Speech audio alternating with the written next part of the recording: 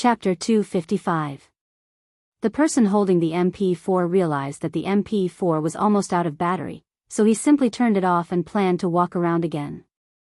Unexpectedly, when he raised his head to look around, he discovered something very interesting. His gaze also stopped at the parasol tree not far away. Zheng Tan was originally squatting there to look at the new students, but he suddenly found a gray magpie that was noisy and jumping around. It was annoying. Recently, there had been a lot of birds around the courtyard. Every time Zheng Tan was lying on the tree in the courtyard, he was often annoyed by these birds. It seemed that they knew that Zheng Tan wouldn't do anything to them and wouldn't scratch them like the other cats. General was in solitary confinement. Because there were too many people during the start of school, its owner was worried and simply locked it at home. Without General chasing them away, the surrounding birds became arrogant again. This place wasn't far from the courtyard, so the surrounding birds probably recognized Zheng Tan. When they saw Zheng Tan squatting there, they would occasionally provoke him. Whoosh! They flew past Zheng Tan, chirping as they flew. If it happened once, it would be fine, but it happened a few times in a row. No matter how good a person's temper was, they would be annoyed to death. The surroundings were very noisy, and the people resting by the flower beds didn't pay attention to the birds not far away. If he wasn't bored and looked around, he wouldn't have seen the situation over there. After enduring for a while, Zheng Tan saw an opportunity. When the bird flew past him, he slapped it. Although he didn't hit it, his claws still hooked the feathers on the edge of the bird's wing. The bird was probably frightened, and after flying to another tree, it didn't fly over again. Without the bird causing trouble, Zheng Tan yawned and continued to look at the people coming and going. Just now, there was a fair girl in a short skirt who was interrupted by the bird. Now that the girl was long gone, he could only continue to look for better quality girls. Noticing that someone was looking at him, Zheng Tan looked over and saw the funny guy who had been silently blacklisted by a few people at the reception desk. However, Zheng Tan didn't care. What was there to look at a man like him? He continued to look for cute girls. As he was looking, Zheng Tan heard a burst of discussion. Following the sound, he saw a limousine slowly driving over from the school gate. This was the reason why people were talking about it. Most of the people around were carrying large and small bags, dragging trailers, and carrying bags. Occasionally, they would drive a few private cars for children, which would make many people envious, not to mention such a dazzling limousine that suddenly appeared. Of course, other than being envious, there were also many people who were jealous. It was rare for them to see such a luxurious car. They did not expect to see it here. Sigh, in this day and age, children are spoiled to this extent. Not only do they drive their children, but they even drive such a long luxury car. What do you know? This is called flaunting your wealth. I heard that many rich people can attend any kind of school as long as they are willing to spend money. This was obviously saying that the child of this family relied on money to enter the school through the back door, and not through the proper college entrance examination. He's rich, but is it necessary to send a child to school? It's as if he's afraid that people don't know how rich his family is. The people on the other side of the flower bed were also discussing and mocking when they heard a phone ring. At the same time, the person who had been sitting on the mop stood up and dragged the mop towards the limousine that had already stopped at the side. When the person approached the car door immediately opened. Someone got out of the car and took the trailers from the person's hands. Then, everyone saw the person get into the limousine. Until the limousine drove away, the people here were still a little embarrassed. It turned out that the person in question had heard all the mocking words they had said just now. Zheng Tan, on the other hand, did not think much of it. Even though the students in the school were no different from the rest, there were plenty of people who hid things well. For example, Zhao Lu was one of them. Who would have guessed that Zhao Lu was the daughter of the chairman of the Changwei group? It was just that some people were more low-key. Many of his roommates even did not know that their roommates who usually chatted, played mahjong, drank beer, and ate at food stalls were actually rich second-generation heirs or officials. Perhaps they would only find out a few years after graduation at a class reunion or after listening to everyone's gossip. It turned out that the legendary second-generation heirs were so close to them. Looking at the car that had already disappeared on the main road, Jing Tan did not take it to heart and continued to look for girls. There were many new students in the school these few days. Parents and students were busy everywhere in the school. Jing Tan could not stay idle after observing the school for a few days. There were too many people, and it was not convenient for him to walk around the school. After thinking about it, Jing Tan decided to walk around the villa by the lake and climb into the house to take a nap. The house was not rented out yet. Although some people had contacted the Jiao Pa to rent it, after meeting the tenants, the Jiao Pa and Jiao Ma rejected them. They did not think highly of the tenants' character, so the house was still empty. When Jing Tan was free, he would climb into the house and find a room to sleep.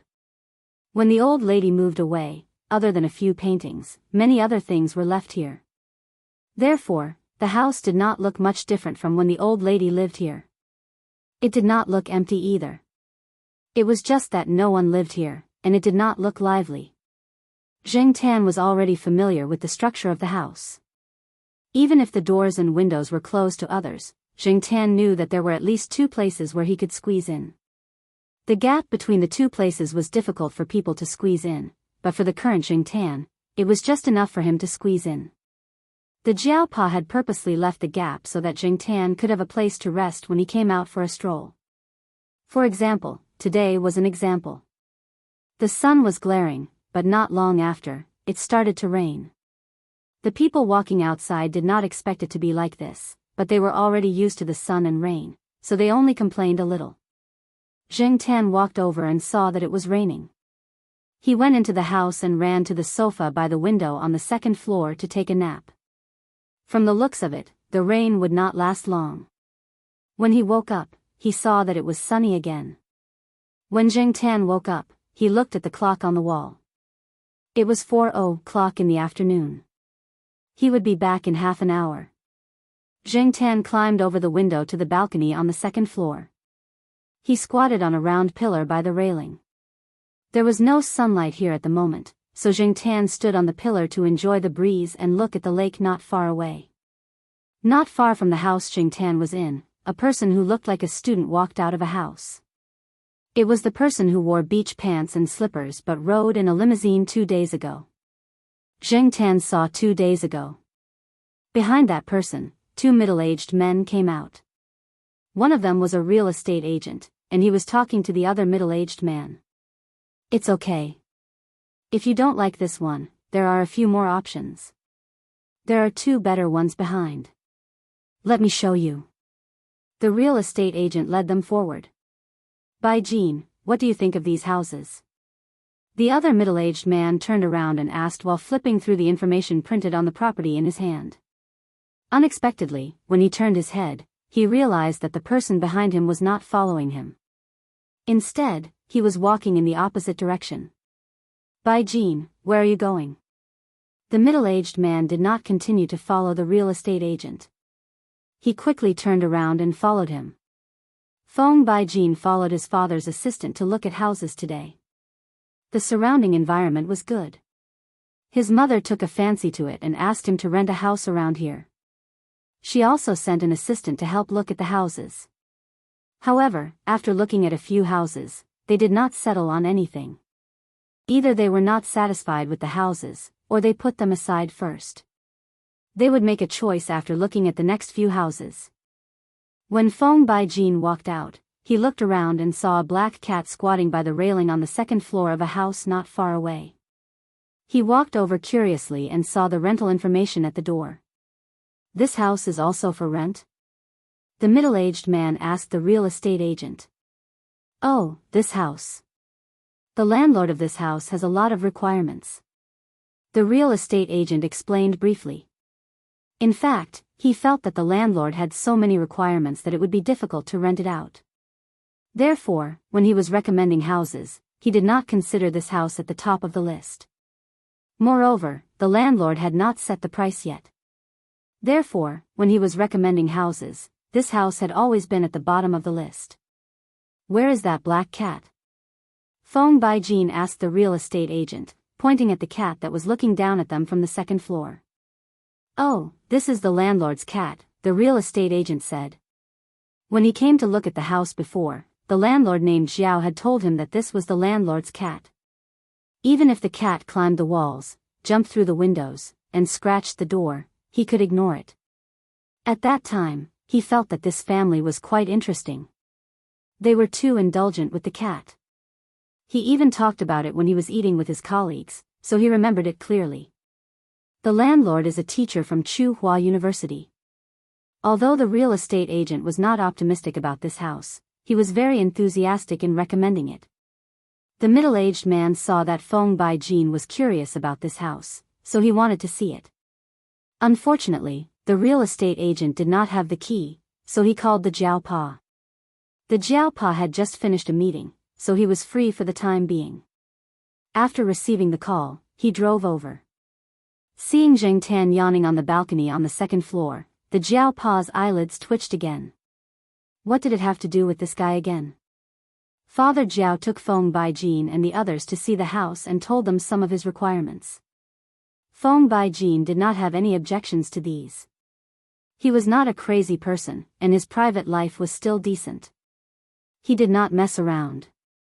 If he wanted to play, he would only play outside and never bring people to the house. After work, the Jiao Ma hurried to cook for the two kids. Then she rode her scooter to the villa. She still had to check on the house. When the Jiao Ma arrived, Feng Baijin's parents also drove over in the stretch limousine. They did not mainly develop their business in Tsinghua City, but in the neighboring province. This time, they dragged a lot of things to the student dormitory, but they found that the dormitory was indeed very small. After looking around, the two parents were not satisfied. This was the first time their children were away from home, and the first time they were going to live on campus. Was it really good to live in such a small place? Therefore, Feng Baijin's mother set her sights on the residential area by the lake. Hearing that the children and the assistant were satisfied with the house, the two parents put down their work and came over. The furnishings in the house were all very high-end, and Feng Baijin's mother was more and more satisfied. Not bad, this house is very good. She could tell that the previous owner of this house was a person of status. How much is the rent? The rent for this house is at least 30,000 yuan a month, right? Feng Baijin's mother said as she admired the furnishings on the display cabinet. The Jiaoma was speechless. In fact, the Jiaoma was prepared to ask for 7,000 to 8,000 yuan. She felt that it was too high. She thought that if the person was really good, she would lower the price. She had asked her colleagues about the price before she gave it. She did not expect to hear the person in front of her say 30,000 yuan. This was not the capital, and the Jiaoma had never come into contact with such a high-class rental. She was stunned. The Jiaopa did not say anything. He just smiled and did not answer. Feng Baijin's mother took it as a silent agreement. Oh right, there's something else. The loft on the slope of this house is not for rent, the Jiaopa said. Why? Feng Baijin's mother was puzzled. Chapter 256. The attic was decorated like a simple living space, the kind that people could live in. The decoration was very nice. Obviously, the old lady didn't use this place as a place to store junk. There was a bed, a table, a bookshelf, and a small bathroom. It was said that this place was originally renovated for her grandson, but after her grandson went abroad, no one lived here anymore. At night, people could stay here and see the night sky through the window at the top of the slope. Therefore, when Feng Baijin and his mother heard the Jiaopa's words, their first thought was that the landlord was looking for an excuse. However, Feng Baijin's mother was very satisfied with this house. She didn't care about the size of the house or how luxurious the decoration was, but she cared about the taste of the house. Previously, she had seen a few rental materials provided by the real estate agent, but she wasn't interested in any of them. They had many similar houses in the neighboring province, and she was tired of looking at too many of them. This was the only one that satisfied her. Feng Baijin also felt that this place was good. It didn't have the cold atmosphere of a luxurious house, and it made people feel like they were at home. It was just an attic with a slope, and 2 floors were enough. Anyway, there weren't many people living here. His parents were going back to the neighboring province soon, and they wouldn't stay here for long. At most, they would leave a few people here to take care of him. After negotiating for a while, they were ready to sign the contract. The rent was set at 20,000 yuan. Feng Baijin's mother said that the rent should be 30,000 yuan. The 20,000 yuan price was proposed by the Jiaopa, and the 10,000 yuan price was lowered mainly because he hoped that someone would take care of Jingtan when he came to rest here. Feng Baijin didn't think it was troublesome. It was just a cat, and he only needed to provide food and water occasionally. Feng Baijin had to admit that he thought too simply of this matter. However, when he realized it, it was too late. He didn't know that there was a kind of trouble in this world called the landlord's cat. Father Jiao and Mother Jiao didn't need to say anything when they were talking about the price. Feng Baijin's mother even thought that 20,000 yuan was too cheap. She specially mentioned the few ornaments in the house and told Father Jiao not to remove them. They must be placed inside. When they returned home in the evening, Mama Jiao was still saying that if the monthly rent was 20,000 yuan, the money to buy the house would be earned back in a few years. Now, Mama Jiao truly realized why Yuan Zi said that they bought the house at such a low price, a pie in the sky. After the freshmen started school, Jingtan went to the villa a few times. Feng Baijin had already moved in for a few days. Other than him, there was also a couple in their 50s who were in charge of taking care of Feng Baijin. Jingtan heard the housekeeper call Feng Baijin young Master Baijin. Feng Baijin was annoyed by this title, but the housekeeper said that it was always like that on TV. Rich people nowadays were all like that. No matter how many times Feng Baijin said it, the housekeeper wouldn't change it. The auntie seemed to be very capable. She took care of the villa very well. She swept the floor, cooked, washed the clothes, and even took care of the plants in the backyard. Feng Baijin didn't really like the term young master. When his family rose, he was only in primary school. After primary school, Feng Baijin's life changed drastically as he became rich. When his classmates treasured the recorder, he was already carrying an ultra-thin imported Walkman. When everyone was still showing off their Walkman, he was already carrying an MP3 player that cost a few thousand RMB. However, Feng Baijin wasn't that particular. For example, at this moment, he was wearing beach pants and flip-flops. With this guy's temperament, he could wear a few hundred RMB flip-flops that cost a few RMB to make them look like cheap goods from a street stall. Feng Baijin's mother tried her best to change Feng Baijin's taste and temperament. Unfortunately, no matter how hard she tried, she couldn't change it. She could only infiltrate through some details in Feng Baijin's life. A typical example was the rental incident. The main reason why they could tolerate the attic being occupied by a cat was because of the house. Even though Feng Baijin's parents wanted to change their son's unsophisticated temperament, they didn't succeed. Feng Baijin was their only child. They couldn't bear to be too harsh on him. In the past, they would occasionally say a few words, but now, they didn't say much. Many people said that Feng Baijin was very vulgar. From his taste to his pursuits, they were all vulgar. What was the point of chasing after girls in school? He should go and chase after celebrities. However, Feng Baijin didn't care about his vulgarity. He always said that it wasn't vulgar, but down to earth. Humans were still alive. They had accumulated good karma in their previous life. In this life, they were reincarnated to enjoy life, not to suffer. They should live as they should. What made Jingtan satisfied was that when he went to the attic, he found that the attic had been cleaned. Even though the attic was only prepared for Jingtan's cat, the auntie often went there to clean it. She didn't touch the furnishings in the house, and there was nothing missing. However, Jingtan didn't go there often.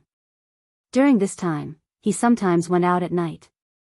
Today, he suddenly decided to go to the old building area to have a look. Now, Jingtan sometimes walked to the lakeside villa, and sometimes went to the old street to see the old man playing the eru on the overpass. Thinking about it carefully, he hadn't been to the old building area for a long time. Part of the old building area had been demolished, and part of it was waiting to be demolished. However, there were a lot fewer people. It was estimated that only the last group of people were still there, but they wouldn't stay for long. Zheng Tan came to the place that hadn't been demolished yet. He hadn't been there before. He jumped on the wall that was already somewhat incomplete, and then climbed to an empty building. Zheng Tan looked at the part that had been demolished. There, he used to teach the cat abuser a lesson with a beer bottle. In the past, Li Yuanba also walked there with peanut candy. In the blink of an eye, 2 years had passed, and this area was almost completely demolished. After the demolition, in less than 2 years, modern high-rise buildings would appear here. The old building area only existed in those old photos. The only people who would remember this place were those who used to live here and had deep feelings for this old building. Sometimes, the city's construction was so fast that one's memory couldn't keep up. One needed to stop and think about it to remember what it used to be like. There was a street lamp where Zheng Tan was standing now. It seemed that the people who hadn't moved here had pulled the line themselves. He really needed to pay more attention to this road, or he would trip over it. Just as he was reminiscing about the old residential area, Zheng Tan suddenly heard a commotion. He came down from a high place and walked in the direction of the sound. He walked over the incomplete wall. Not far from the street lamp, a kitten was fluttering with small insects. It looked like it was less than a month old. It was thin and small, and when it walked quickly, it staggered a few times. It couldn't even run steadily. It pounced once and rolled twice, but it was still playing happily and didn't notice the other movements around it. After the kitten fluttered for a while, its claws hooked on a snakeskin bag. The bag was pressed down by several heavy bricks, and the kitten's claws hooked on the surface of the bag. The kitten's control of its claws was not very flexible. After hooking it, it couldn't break free. It hung there, twisting left and right, and it was useless to pull its claws. He didn't know whether to say that the quality of the snakeskin bag was too good, or that the kitten was too weak. In short, Zheng Tan looked at its stupid appearance and felt anxious for it. After squatting on the wall and watching for a while, Zheng Tan jumped down from the wall and walked over to the kitten. At this time, the kitten realized that a strange cat was approaching. It looked at Zheng Tan with some vigilance. Its claws hooked on the snakeskin bag struggled harder, but it still couldn't break free. The kitten anxiously called out a few times. Zheng Tan felt that the sound was a little strange. It was different from the sounds of the kittens in the pet center, and it was also a little different from the sounds of the big and small kittens. It was probably the difference in the species that caused the difference in the sound. Zheng Tan didn't think much about it. However, when Zheng Tan got closer and sniffed, he found that the smell of the kitten was a little familiar. While thinking about who the smell belonged to, he helped the kitten's claws to break free from the snakeskin bag. After regaining its freedom, the kitten ran a few steps away from Zheng Tan, but it stopped. It looked back at Zheng Tan, called out, and then slowly walked towards Zheng Tan. Zheng Tan wasn't in a hurry to leave. He simply squatted there and thought about who the smell belonged to. While Zheng Tan was thinking, the kitten came to Zheng Tan's side and tentatively raised its claws to touch Zheng Tan's arm a few times. It probably felt that Zheng Tan wasn't a threat, so it became bolder and moved around Zheng Tan. Just when Zheng Tan remembered who the smell of the kitten belonged to, his ears twitched. He stood up and looked forward. Not far from the corner in front of him, a cat that was a size bigger than Zheng Tan walked out. It flattened its ears and looked at Zheng Tan, its throat making a warning sound. Although it was very afraid of Zheng Tan, it still walked towards Zheng Tan step by step. As it walked, it bared its teeth and growled. After this cat appeared, the kitten that was originally fluttering around Zheng Tan ran over there. It ran and called out as if it was acting spoiled. Zheng Tan looked at the cat not far from him and sighed in his heart. This cat was getting worse and worse each time. At this moment, the cat that was baring its teeth at Zheng Tan was the big leopard cat that had met Zheng Tan twice and lost to him twice. Most of the females in the cat family were quite ferocious, not to mention the tigers and leopards that lived alone. In the pride of lions, most of the time, the female lions were responsible for hunting. For example, among the ordinary cats, Li Yuanba, and black rice were also very ferocious.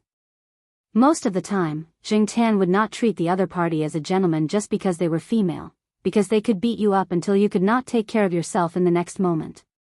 Take this leopard cat for example. If Jing Tan had given in, it would have been dead long ago. The animal world was simple and crude. The weak were prey to the strong, and there was no such thing as a gentleman. Because of this, Jing Tan always ignored the gender of cats and dogs when he met them. As for this big leopard cat, if he hadn't seen this kitten, Jing Tan wouldn't have remembered that this guy was actually a female. In the past, anyone who saw this ferocious look would think that it was not to be trifled with. Speaking of ferocious look, Jing Tan looked at this big leopard cat carefully. The reason why he sighed that the cat was getting worse and worse each time he saw it was because this big leopard cat no longer had the arrogant look that it used to have. It also didn't have the look that made people want to buy it at a high price. There were a few scars on its body, which ruined its overall beauty. One of its ears had an obvious gap, and its legs seemed to have some problems. Although it wasn't obvious when it walked slowly, Jing Tan could still see it. While Jing Tan was observing the big leopard cat, the big cat was also wary of Jing Tan. The kitten that had run next to the big cat turned around and ran towards Jing Tan. It was running happily and didn't notice the strange atmosphere at all. Chapter 257. Jing Tan wasn't interested in the skinny and small kitten running towards him with its tail raised. Although he was curious about how the leopard cat ended up like this, he was only curious for a moment. Everyone had their own fate, and every cat had their own life. Jing Tan lifted her foot to push away the kitten that was bouncing over. Just as she was about to leave, Jing Tan heard a child's voice. Big flower, where are you? Big flower? Jing Tan, who had already turned around, looked back at the leopard cat whose ears were twitching and who was no longer as nervous as before. Was Big Flower calling for it? Hearing the footsteps getting closer and closer, Jing Tan quickly left, but stopped at the corner. He jumped onto the bumpy red brick wall and looked back. A 7 or 8-year-old child ran over, and behind him was an old man with a flashlight. After seeing the leopard cat, the child was obviously relieved. Then, he ran over and picked up the kitten. He stroked the leopard cat's head and said, Big Flower, it's too late. Don't run around. Go back. Big Flower seemed to be its new name. The name sounded quite ordinary. Jing Tan watched the two people and two cats leave. He thought for a moment and followed them to take a look. That family belonged to the last batch of households to move out. Their original family conditions weren't very good. How could such a family raise a leopard cat? The leopard cat looked a lot thinner than before. Even the kitten was thin and weak. Zhang Zian guessed that they didn't have much milk to feed the kitten. This family was not like Mao. Jing Tan didn't stay for long and went back. In the next 2 days, Jing Tan would walk around the old building area at night and see how the leopard cat was living now. Although it was not as luxurious as before, at least there was a guarantee of life now. Moreover, the two children in that family were very good to the big leopard cat. The father of the two children drove back with 2 small braised chicken legs for them after delivering the goods. They also saved some meat for the big leopard cat.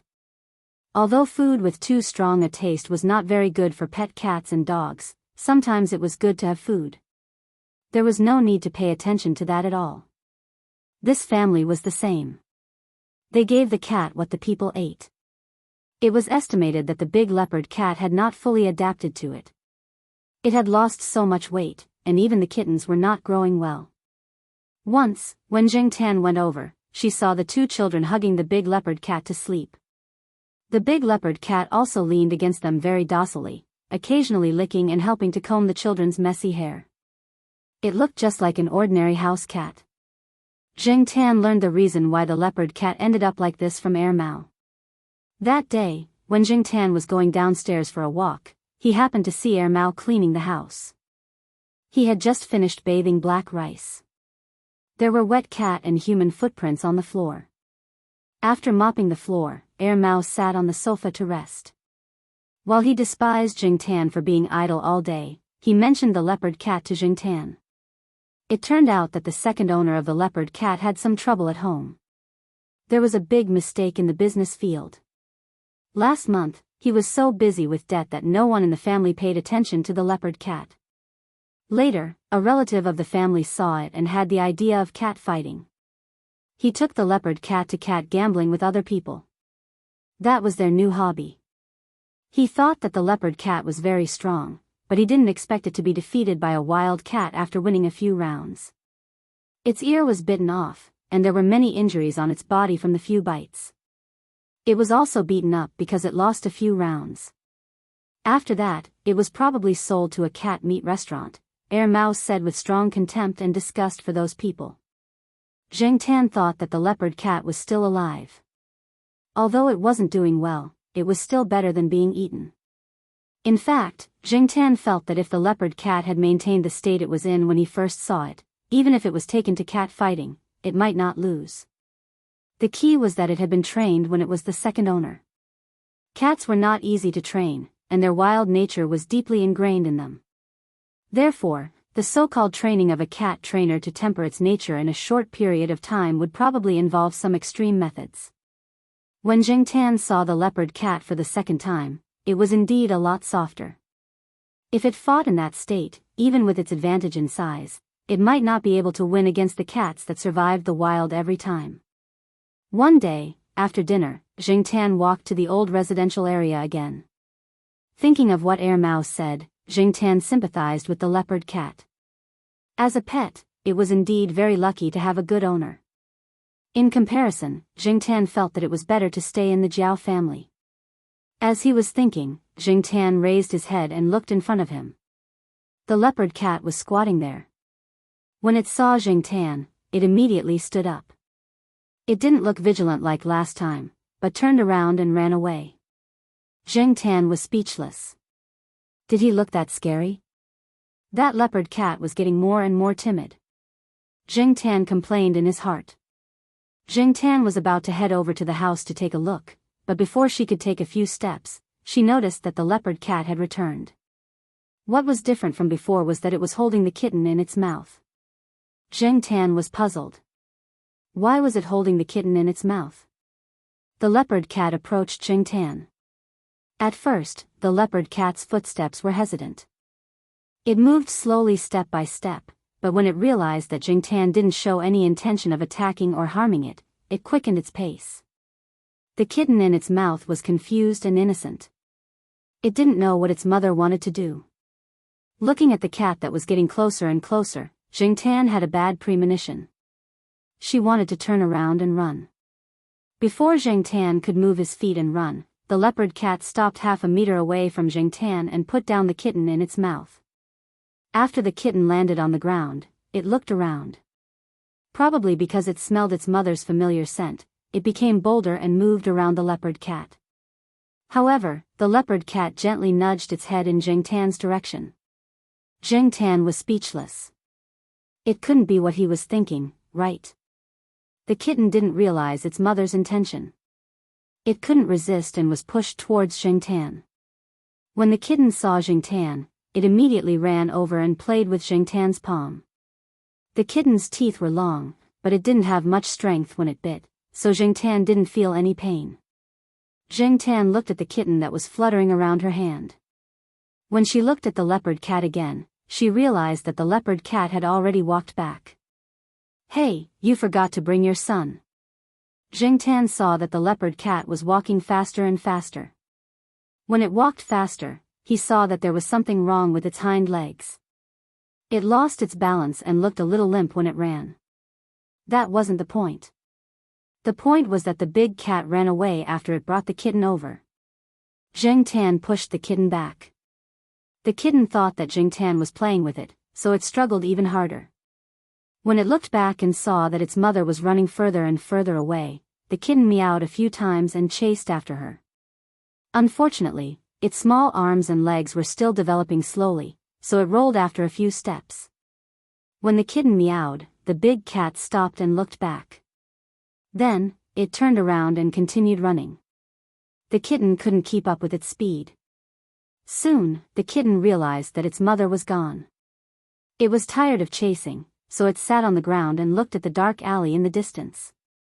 It meowed softly. Zheng Tan now understood that the big cat wanted him to help take care of its child. He wouldn't do something like taking care of someone else's child. Even its mother didn't care about it, so why should he care? Zheng Tan turned around and was about to leave. The kitten finally remembered that there was another cat here.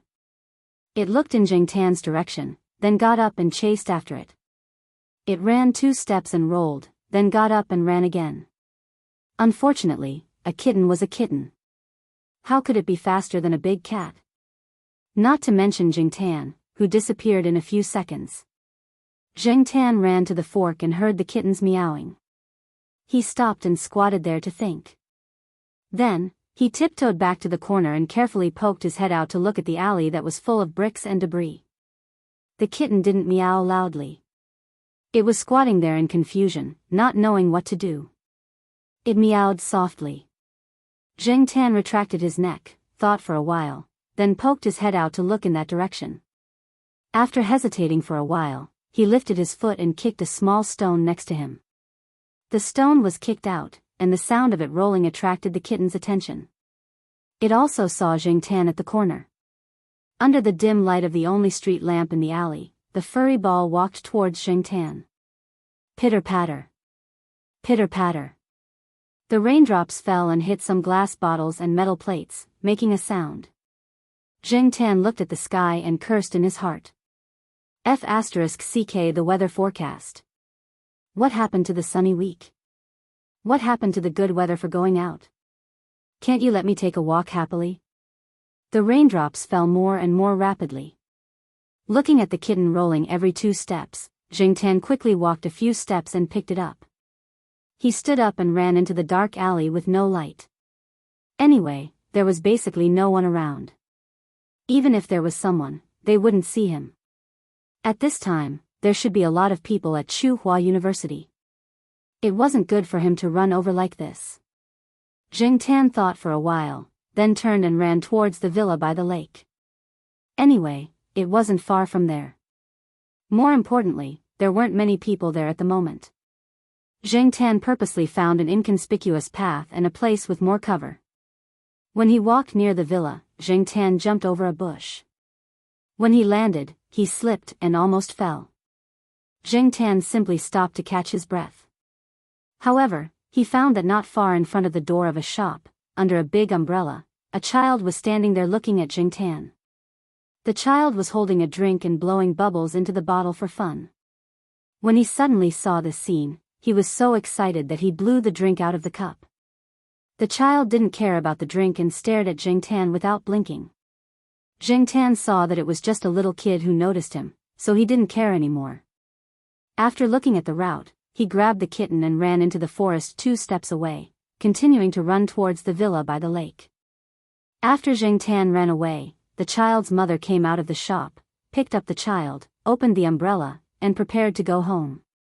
"What are you looking at?" the child's mother asked. "A big cat carrying a kitten and running away with sauce." The child bent one arm and demonstrated. Chapter 258. When Zheng Tan brought the kitten to the villa, it was raining heavily. Zheng Tan was covered in rainwater.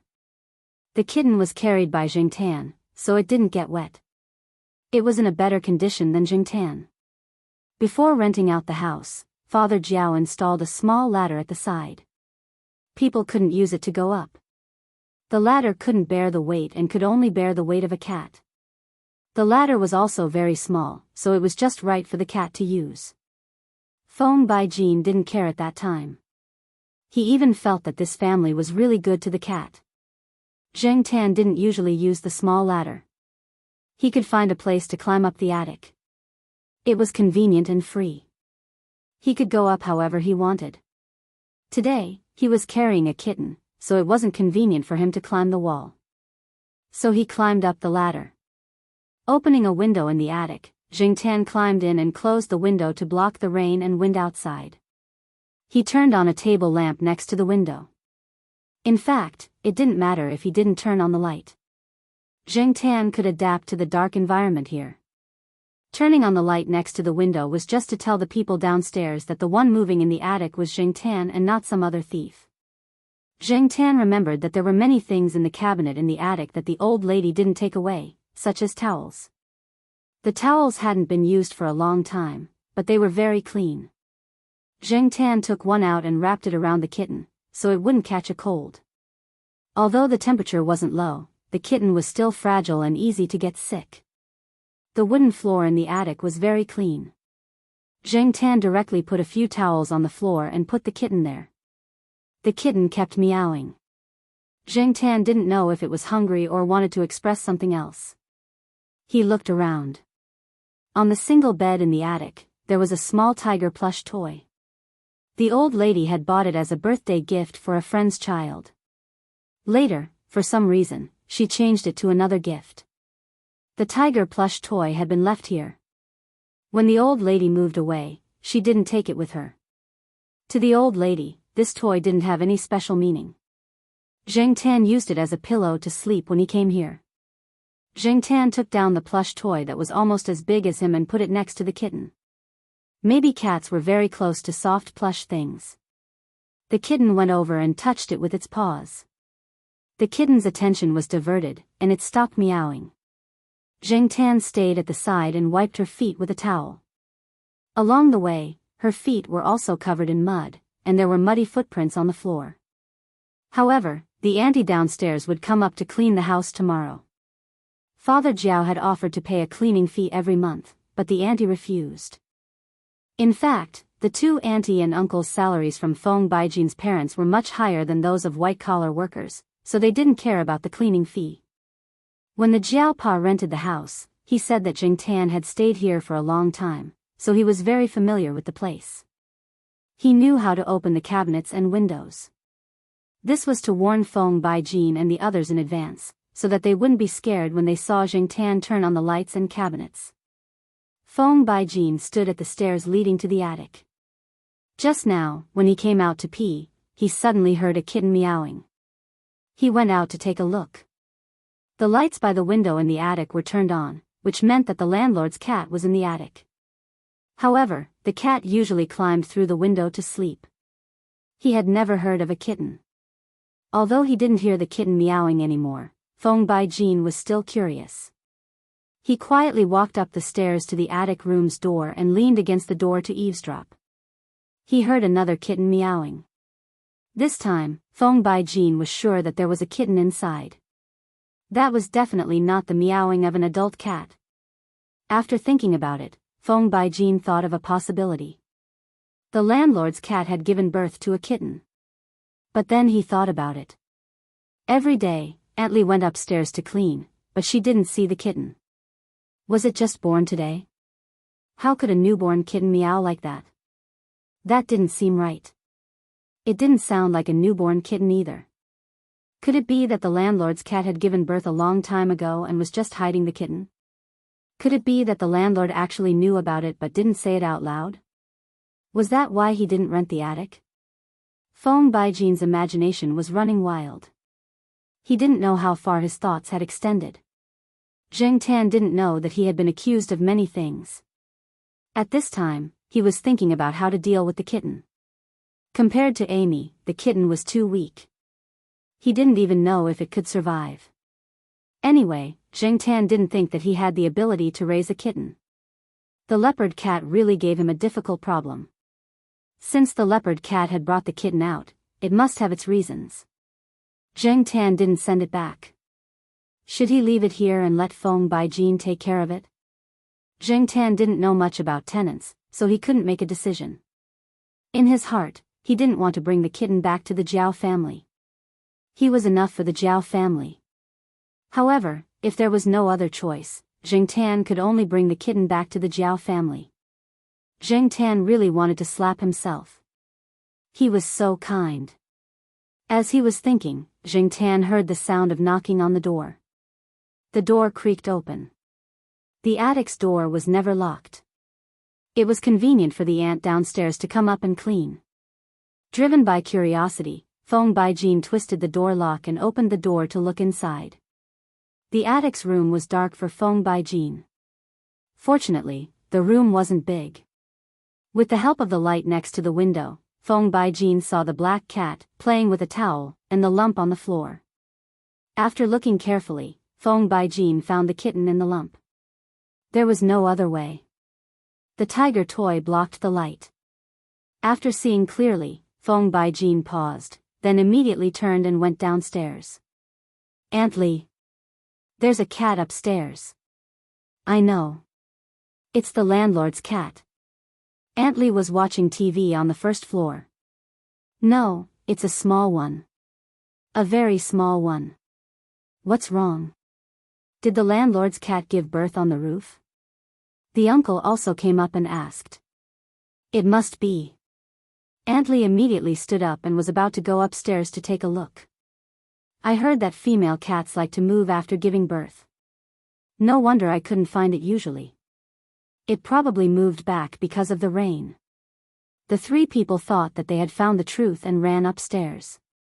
At first, Aunt Li was afraid that the female cat would protect the kitten. After seeing that Jingtan didn't react at all, she went up to take a look. Oh, what a sin. Such a small kitten is so thin. Big cats are so irresponsible. Aunt Li said and looked at Jingtan with dissatisfaction. Jingtan was speechless. What kind of look was that? Was she accusing him? It was none of his business that he was thin. The three people were still talking about the kitten. The more Jingtan listened, the more he felt that something was wrong. After knowing that he had been given birth, Jingtan went crazy. Damn, that's not my seed. And it's definitely not my child. I'm a man. A man. Unfortunately, the three people couldn't hear Jingtan's grievance of being trampled on by the alpaca. Although the kitten wasn't afraid of people, it was still very repulsed by unfamiliar creatures. It kept crying and struggling when it was picked up, but probably because it had been tossed around for a long time and was hungry, it didn't have much strength. It has grown so many teeth. It's been more than a month. How did you take care of it? It's so thin. I'm going to make a bowl of egg soup. Aunt Li ran out as she spoke. There were many people who lived around here who hired nannies, so Aunt Li had met some people when she went out to buy groceries or take a walk. She knew a lot of things. 2 days ago, she heard a nanny complain about helping the owner take care of a kitten. Aunt Li didn't pay much attention at that time. She only remembered part of the content. The kitten's food had to be not cold, not hot, not hard, and not dry. She remembered that the nanny seemed to have said that she was going to make egg soup, but she didn't know if the kitten would eat it. Anyway, it was good to try. It was just an egg. Look at how thin the kitten was, alas. Soon, Aunt Li came up with a bowl of egg soup. She first dipped some on the kitten's nose, and the kitten licked it off. Because it smelled the fragrance of the food, it was much more energetic. Looks like it's still food. Aunt Li was satisfied. She picked up a spoonful of egg soup and tested the temperature. Then, she brought it to the kitten's mouth. The kitten didn't struggle now. It lowered its head and licked the egg soup in the spoon. Looking at the three people surrounding the kitten, Jingtan felt that these tenants were actually not bad. It was good to let them take care of the kitten. It would save him a lot of trouble.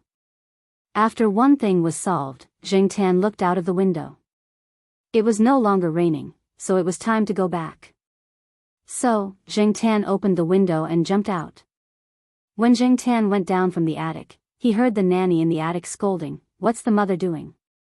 The kitten is still here, but she just ran away." Jingtan was so angry that he almost fell out of the attic window.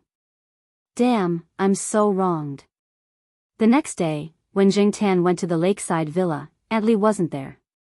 According to the uncle, it seemed that she was sending the kitten to the pet center and buying some suitable cat food. At the same time, in the old building area, the family with the leopard cat was preparing to move out. "Where's the kitten?" the child's father asked. "I don't know. Yesterday, I saw the big flower take the kitten out. At night, it came back alone. I went out to look for it, but I couldn't find it. Maybe someone took it away, the child's grandfather said. That's good. The kitten will suffer if it follows us. Kittens are not as fragile as big cats. This kind of cat is intelligent. It knows that the kitten will suffer if it follows us, so it probably thought of a way to send it away, the child's grandfather sighed.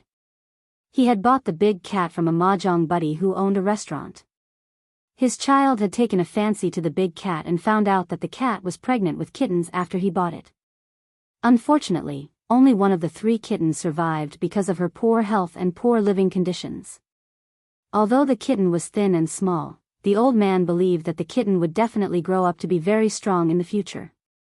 The child's father didn't believe in intelligence, but he didn't say much. Anyway, it was good for them not to take the kitten with them. Otherwise, the journey would be torturous. This time, he planned to take the compensation money to do business in the coastal area. It was indeed inconvenient to take the kitten with him. He thought of giving the kitten away. Yesterday, he told a friend here that he planned to give the kitten away when the 2 children weren't paying attention. He didn't expect that the female cat would take the kitten away by herself. Today, when the children at home asked, they said that the kitten had left with its father. The 2 children even cried. When the old van left the old building area, in the car, the big leopard cat stayed at the rear window, looking in the direction of the old building area. When it couldn't see it anymore, it went back to the seat with the child holding it. Chu-Hua University. At noon, Feng Baijin stopped the Jiao Pa when he was about to go home to take a nap. Feng Baijin wanted to call him yesterday, but it was already past 9. He felt that it was too late, so he didn't call. Since they bumped into each other today, it was a good time to talk. Feng Baijin followed him on the scooter that he just bought a few days ago. He thought for a moment and said to Jiao Pa, Mr. Jiao, did you know that your cat gave birth? Squeak. Chapter 259. The Jiao Pa stopped the car and looked at Feng Baijin. The wind was too strong. I didn't hear you clearly. Can you say that again? Feng Baijin looked at the slightly swaying leaves of the tall sycamore trees on both sides of the road. He didn't understand what the Jiao Pa meant. Last night, Feng Baijin and the other 2 thought that the landlord must have known that his cat had given birth. That was why he was so concerned about it. But now, it seemed that the landlord was still very surprised. After reversing the car and joining the Jiao Pa, Feng Baijin said again, your cat gave birth. The Jiao Pa was speechless. This was even more shocking to Father Jiao than the discovery of the red nest rat. However, after the initial shock, Father Jiao knew that there must have been a misunderstanding. His cat's son must have picked it up from somewhere. Or perhaps it was really his child, but the mother cat was not around. No matter what, the Jiao Pa had to get to the bottom of this. He wasn't in a hurry to go back. The Jiao Pa put away his surprised expression and said, Kitten? The male cat in my house. Male cat? This time, it was Feng Baijin's turn to be surprised. He had suspected this before, but yesterday, Aunt Li said that only female cats would protect their kittens. Many male cats would kill kittens directly. Aunt Li had seen male cats kill kittens several times before. Feng Baijin voiced out his doubts. Adult male cats in the wild may kill other lactating kittens, but the pet cats now are more easygoing. Some of them even get along well with the kittens. They may even help take care of them, the Jiao Pa said. Are you going back to the villa now? Yes. I don't have classes in the afternoon. I'm going back now. Okay. Wait for me for a while. I'll go to the yard and then I'll go with you, the Jiao Pa said. Okay. Feng Baijin parked the car on the side and called the villa to inform them. Jiao Pa drove back to the courtyard to get something. He didn't go home. After explaining to Jiao Wei that he would help take care of little Pomelo at noon, he went directly to the lakeside villa with Feng Baijin. At this time, Aunt Li had already brought the kitten back from the pet center. The results of the checkup were good. The kitten had suffered a lot in the past, and its nutrition couldn't keep up. It would be fine to take good care of it. After more than a month, it would be vaccinated. Aunt Lee bought a lot of cat food from the pet center. She also bought some kitten products. When the Jiao Pa and Feng Baijin arrived, Aunt Lee was busy in the kitchen. The butler was reading the pamphlet given by the pet center. The kitten was no longer placed in the attic. Instead, it was placed in a guest room that had been cleared out. In the past, there had not been many people living there. Now that it had been tidied up, it was just right to put it there. It was close enough for people to take care of it. After returning from the pet center, the kitten had been meowing. After Aunt Lee put the tiger toy next to it, the kitten's meowing gradually stopped, and it quickly fell asleep. The Jiao Pa came to the newly made cat bed and looked at the small ball lying in it with the tiger toy. Based on the color of its fur, it was possible. The kitten's fur was dark gray. If one looked carefully, they could see some dark spots that were similar to black patterns. However, cats and dogs couldn't be judged based on the color of their fur. The Jiao Pa took out the camera and took a few photos. Then, he poked the kitten gently with his hand. The kitten was sleeping soundly. After being poked a few times by the Jiao Pa, it just smacked its lips, moved its mouth, and changed its position to continue sleeping. The Jiao Pa stood aside and listened to Feng Baijin's detailed description of what had happened last night. So, it seems that the black cat at Mr. Jiao's house picked it up. Aunt Lee heard that the landlord's cat was actually a male cat. Now, her bad opinion of Jing Tan had faded. She even thought that Jing Tan was doing a good deed. Aunt Lee thought that the kitten must have been abandoned. If it had been taken good care of, how could it be so thin? At the same time, Aunt Lee was also happy. Since it was not born by the landlord's cat and was just an ownerless kitten, she could raise it herself. She was busy for a while last night and took the kitten to see a doctor this morning. She liked the kitten very much. When she first moved in, she was thinking about when to raise a pet to relieve boredom. She did not expect to meet this little guy. Feng Baijin saw that Aunt Lee was happy and knew what she was thinking. However, he didn't say anything. He looked at the Jiao Pa, who was deep in thought, and asked for his opinion. What Father Jiao meant was that if it was his son's cat, he would definitely bring it home and raise it himself. It wasn't a big deal to have another cat at home. Although the place was a little small, it was a cat. As long as it could solve the problem of food and accommodation, it could just follow its father for a walk. But if it wasn't, since Aunt Lee wanted to raise it, it could stay here. But, how could he test it? Feng Baijin watched the Jiao Pa take out a pair of gloves from his pocket and put them on. Then, he took out a bag from his bag, took out a cotton swab from the bag, and put it into the kitten's slightly open mouth.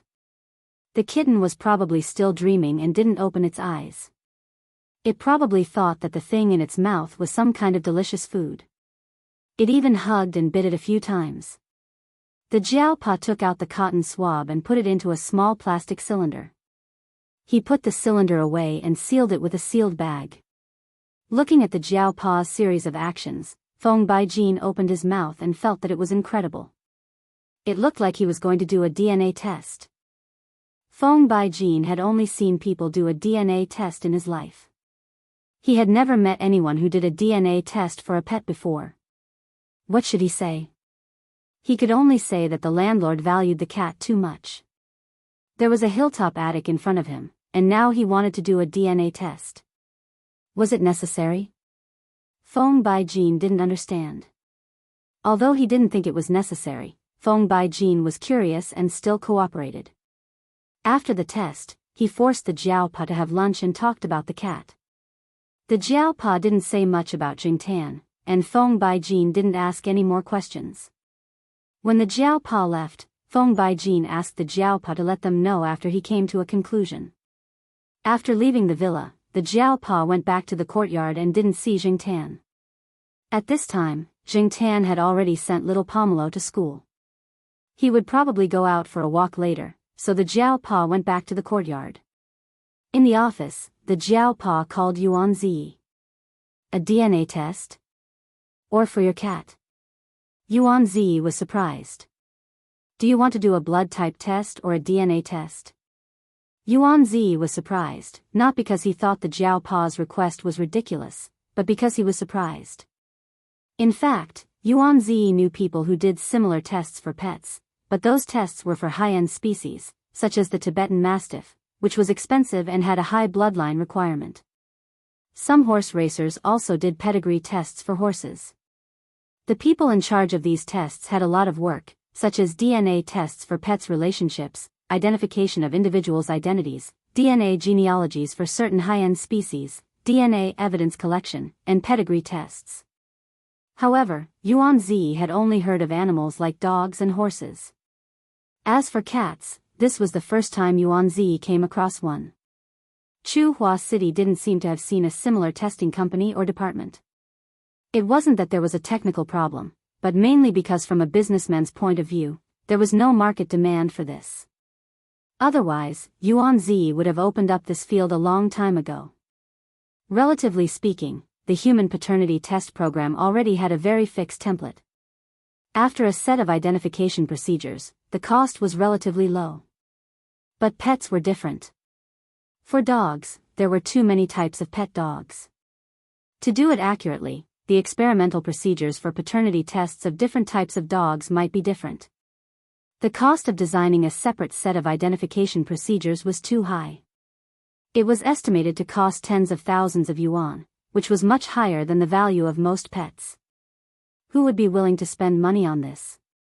A few days ago, there was a famous dog owner who spent a lot of money to breed a good purebred offspring. In the end, he found out that the purebred offspring were a litter of mixed fur. He even filed a lawsuit. He even said that he wanted to do a DNA test for the purebred dogs. In the end, he found that the cost was too high, so he settled it privately in other ways. Do a DNA test first. I've already got the sample, the Jiaopa said. He knew that he could ask his cat's son, but it would be better to have sufficient theoretical evidence. Yuan Zi paused, then suddenly said, I almost forgot. The genetic database you built yourself has the data of your Manekiniko. F*CK. You've been prepared for this day, haven't you? The Jiaopa didn't answer, but said, send someone over to get the sample from me later. Yuan Zi's company had several departments that were responsible for primer synthesis, sample sequencing, and some related experiments.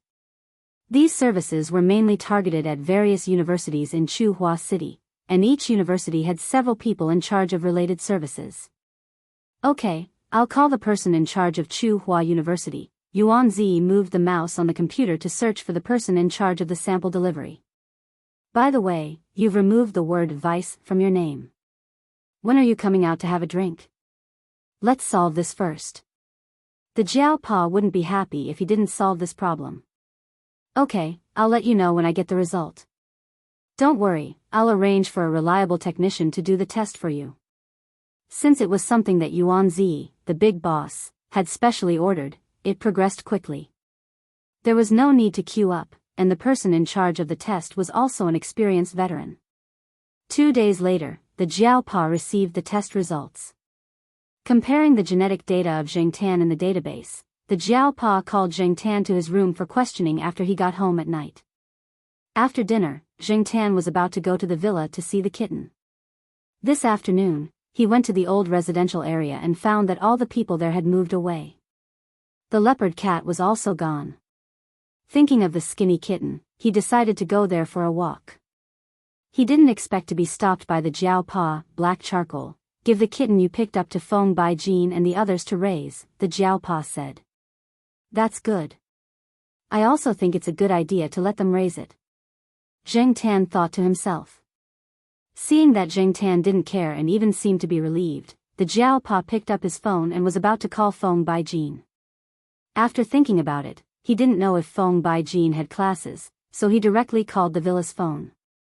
The person who answered the phone was Aunt Li. Hearing that the Jiaopa said that the kitten would be raised by them, Aunt Li was very happy and even asked Zheng Tan to go over to play more often. While the Jiaopa was on the phone, Zheng Tan jumped on the desk and wanted to see if the Jiaopa was browsing the pet forum on the internet. However, he found a document next to the mouse. On it, there were some pictures that Zheng Tan couldn't understand. However, although he couldn't understand the pictures, Zheng Tan could understand the words at the bottom. After reading through the content, Jingtan felt that her grievances had been cleared, but at the same time, she felt a sense of helplessness. Chapter 260. Because of the kitten, Feng Baijin and the other two became more familiar with the Jiao Pa. They no longer had the formal communication between the landlord and the tenant. The name of the kitten was given by Feng Baijin, because the kitten always liked to put the tiger toy in its nest. Without the tiger toy, it kept calling, so Feng Baijin directly named it Huzi. Some people had nicknames like Huzi. In the Jiao Pa's hometown, many people had nicknames like Huzi, but some pets were also called Huzi, especially pet dogs. Aunt Li and the uncle were quite satisfied with the name. The kitten was strong, so it might be small now, but it would be small in the future. When Jingtan went to check on the kitten, the two uncle and aunt were standing next to the kitten, watching it play. When the people at the pet hospital checked on Huzi, they told me that the kitten would definitely grow up to be tall and strong. Aunt Li said happily.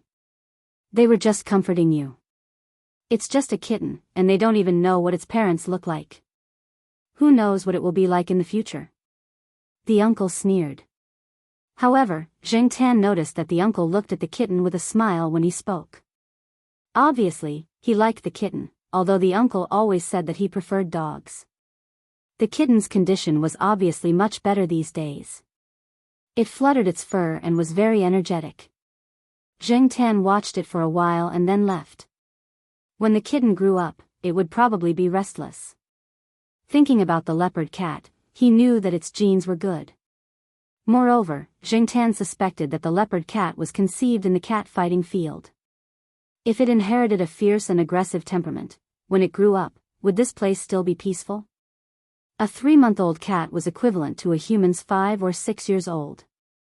A 1-year-old cat was equivalent to a human's 13 to 15 years old, and a 2-year-old cat was equivalent to a human's 24 years old. Generally speaking, a cat's puberty was between 1 and 2 years old. It seemed that it would only take a year for the kitten to grow up.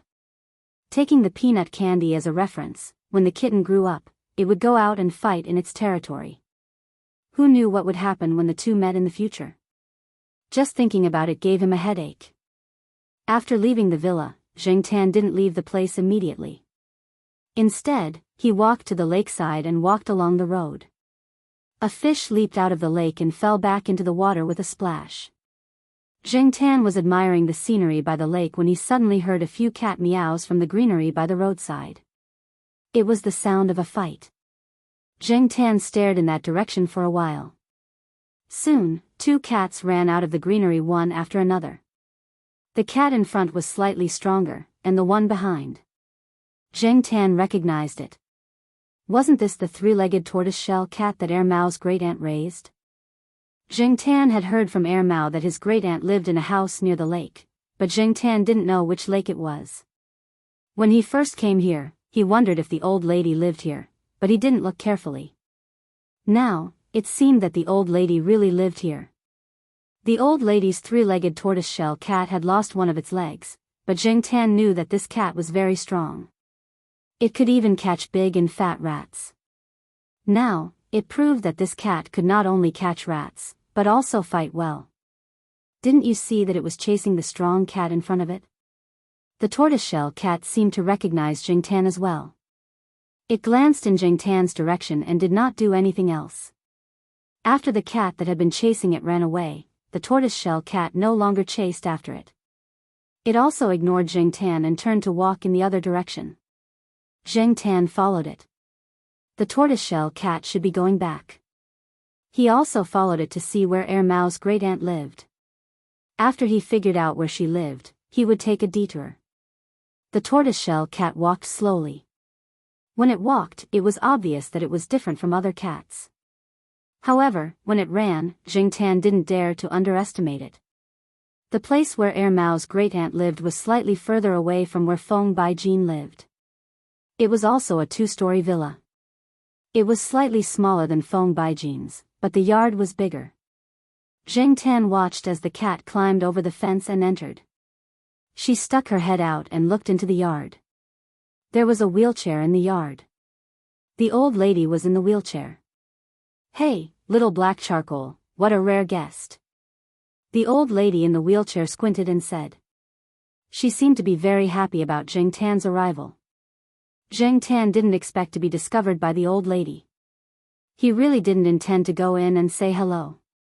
He just wanted to make sure that the old lady didn't live here. He didn't expect the old lady to be so observant. After the tortoiseshell cat went in, it jumped into the old lady's arms and found a comfortable position to lie down and close its eyes.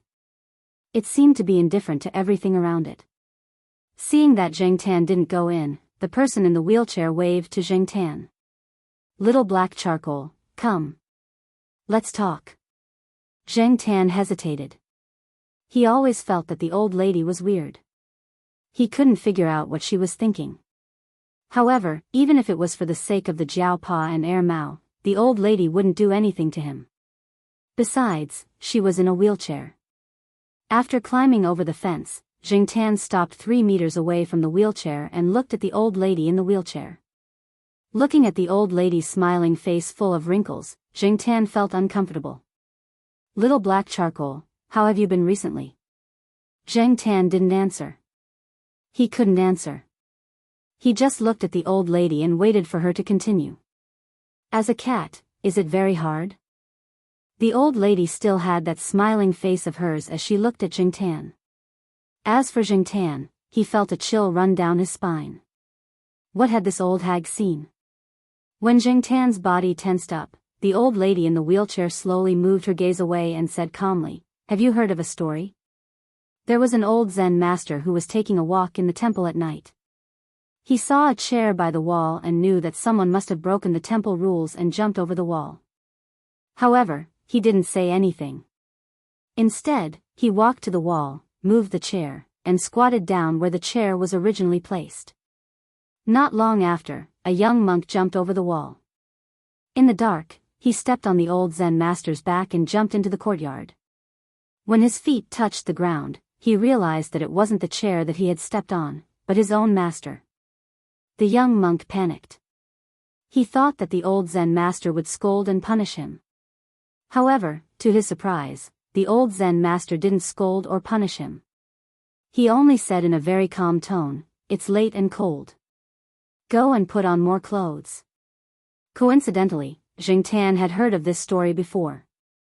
When Jiao Ma was reading an education book, she had discussed it with Jiao Pa. They called this kind of education the Tai Chi style. It was like Tai Chi, turning the problem into nothing. At this moment, silence was better than words. The master's calmness made the disciples' heart tremble. From exposing to spontaneity, from rule by others to autonomy, it allowed the person who made the mistake to find the problem and correct it with dignity.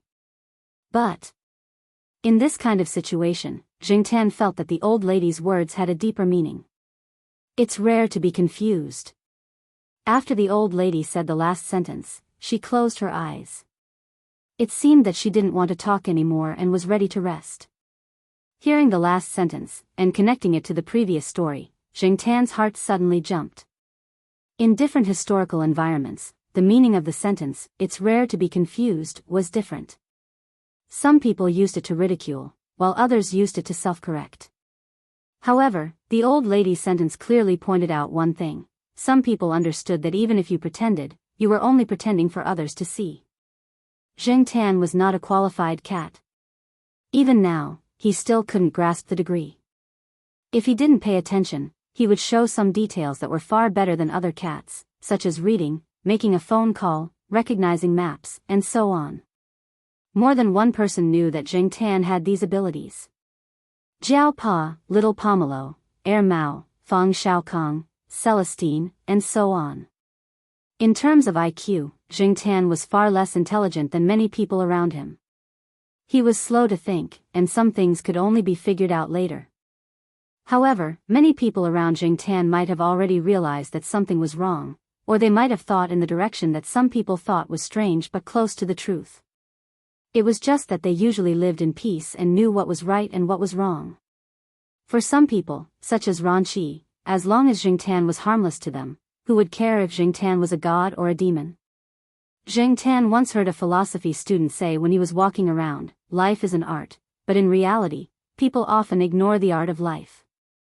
They always like to understand everything, and they can't tolerate even a little bit of sand in their eyes.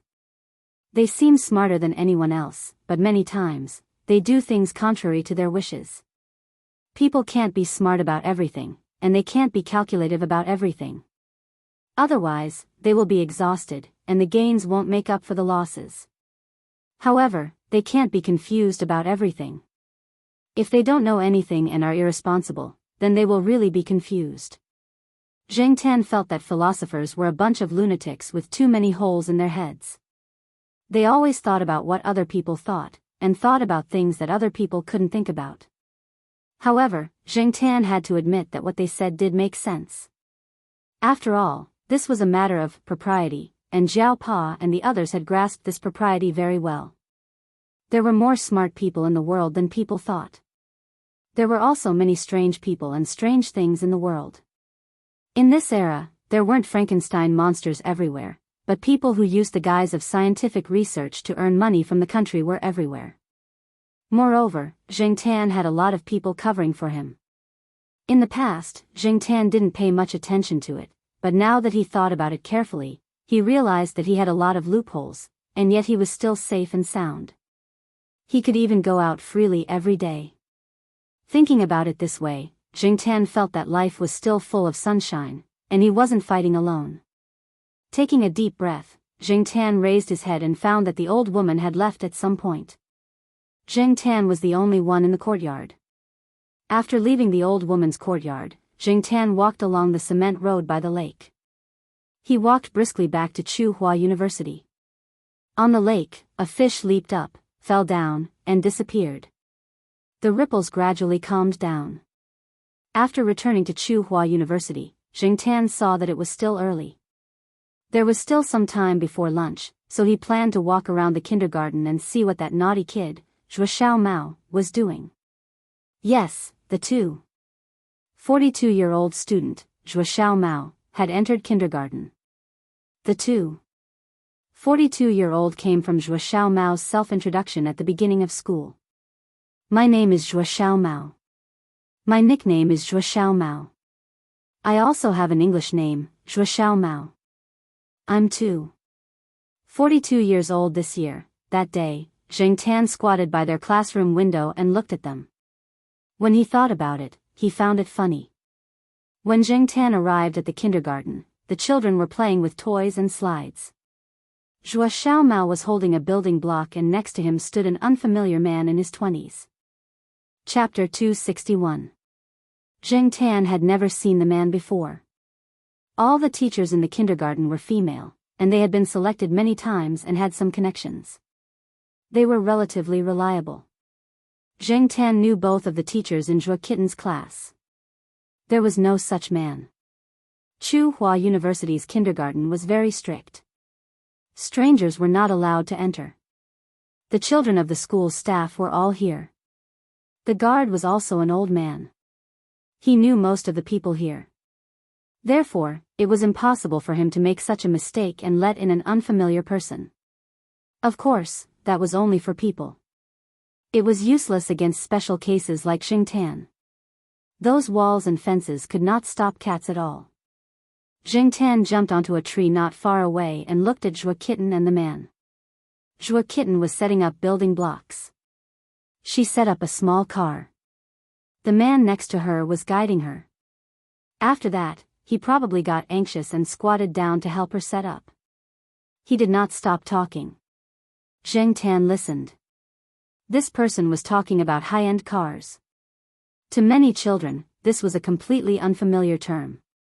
To them, a Hummer was not as attractive as a fire engine. I'm still missing a wheel. Zhuo Kitten looked at the person next to her expectantly. I'll go look for it. The man set up a building block, then got up and took a step back. He was going to the box where the building blocks were placed to see if there was anything suitable. Just as the man retreated, he stepped on something when he landed on the ground. His foot slipped and he fell to the ground. The indoors were covered with foam mats, but this was not the case outside, especially the place that Zhuo Kitten had chosen. Although it was not a cement floor and was covered with a layer of wood, it was still painful to slip like this. Looking at the man's twisted face on the ground, one could tell how it felt. Before Joie Kitten could react, a child who was slightly closer to her laughed out loud when he saw the man slip. The other children heard the commotion and looked over. They also laughed. It was easy for a chain reaction among children to form. After being laughed at by a group of children, the man lost a lot of face. The two female teachers heard the commotion and came over to see the situation. The teacher surnamed Bai was especially nervous when she saw the man's appearance. "How is it?" Teacher Bai asked. "It's okay." The man on the ground struggled to get up. Although he said it was okay, it was also because of his pride. Looking at the way he was gasping for air, it was definitely not that easy. "It's a marble." Another teacher found the reason why the man slipped. Marbles were very dangerous for children in the lower class. They could easily slip and accidentally eat them. After all, many children liked to put anything they picked up into their mouths. Therefore, marbles were definitely not among the toys provided by the kindergarten.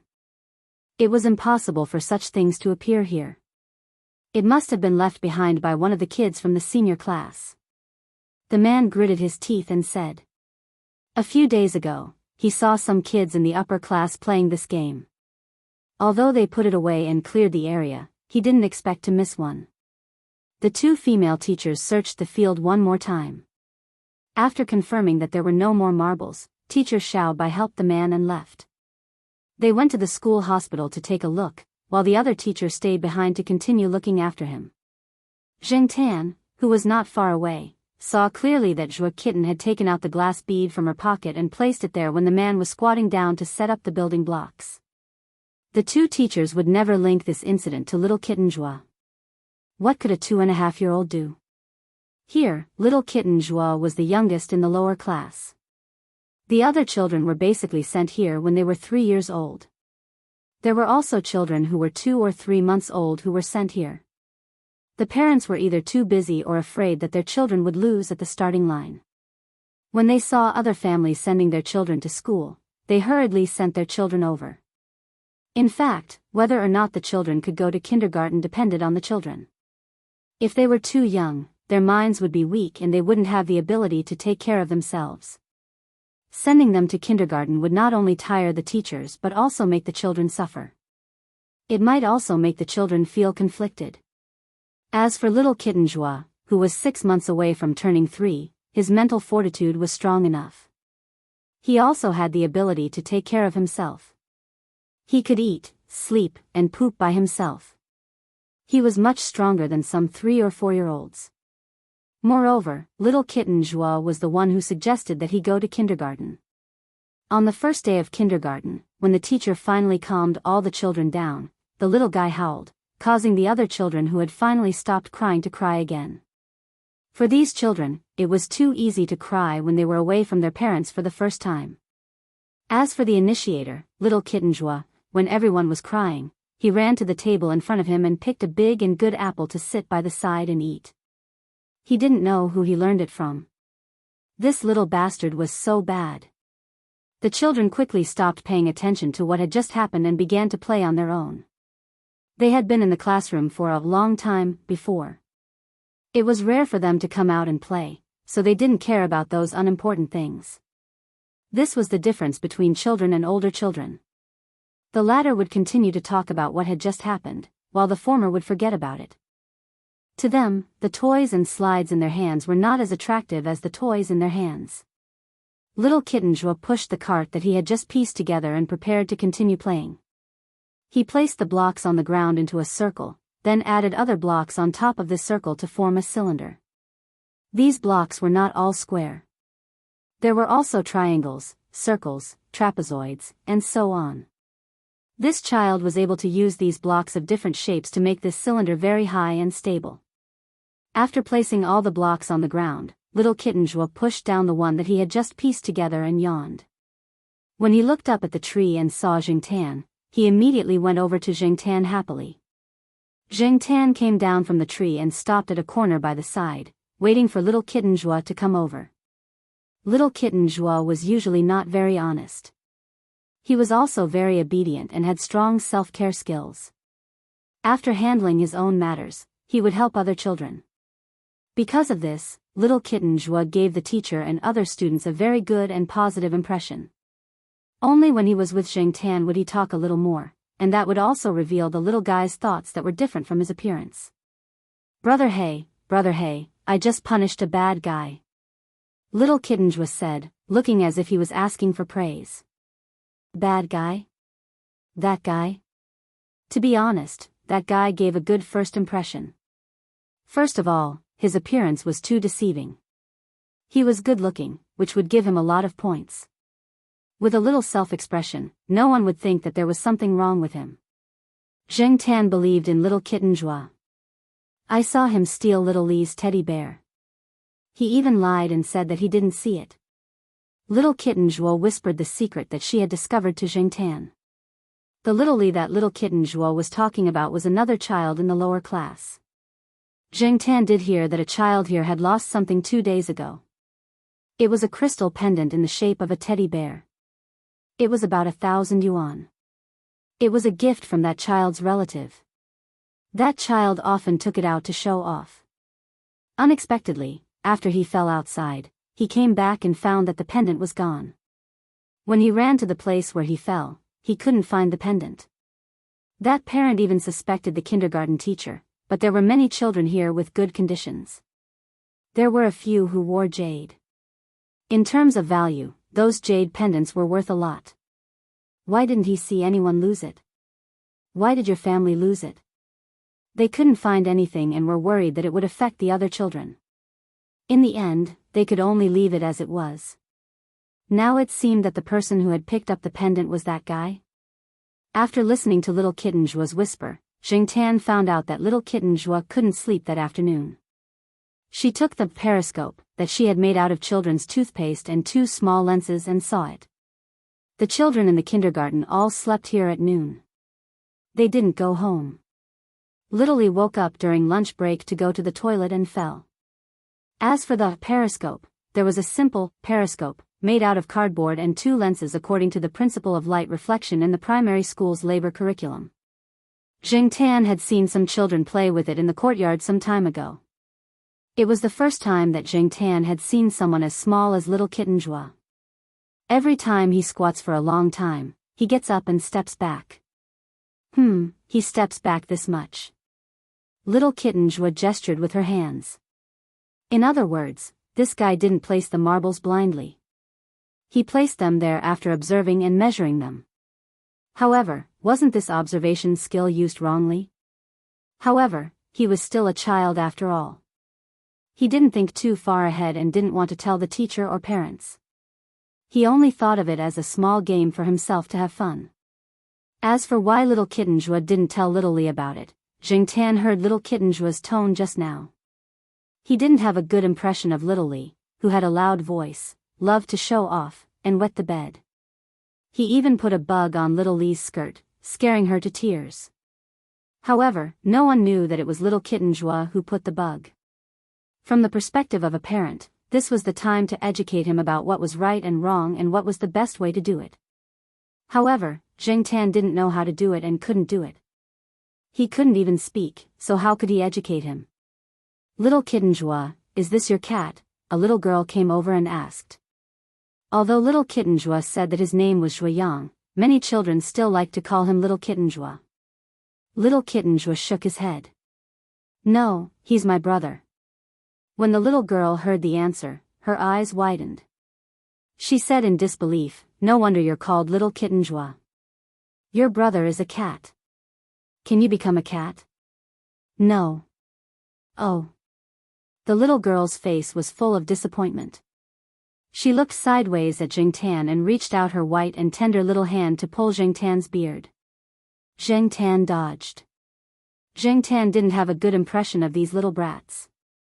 No matter how cute they were, they could annoy people to death. They didn't know how to control their strength and cried easily. Therefore, he didn't plan to stay here any longer. He raised his hand at little kitten Joie. Little kitten Joie was about to say something to the little girl, but when she saw Jing Tan's action, she quickly reached out and touched Jing Tan's cat hand. "Goodbye, Brother He." Little kitten Zhuo waved at Jing Tan's back and turned around to continue what she didn't say just now. She told the little girl not to pull Jing Tan's beard in the future. Otherwise, Brother He will be angry. After Jing Tan left the kindergarten, he was still thinking about what little kitten Zhuo had said about the boy being a bad guy.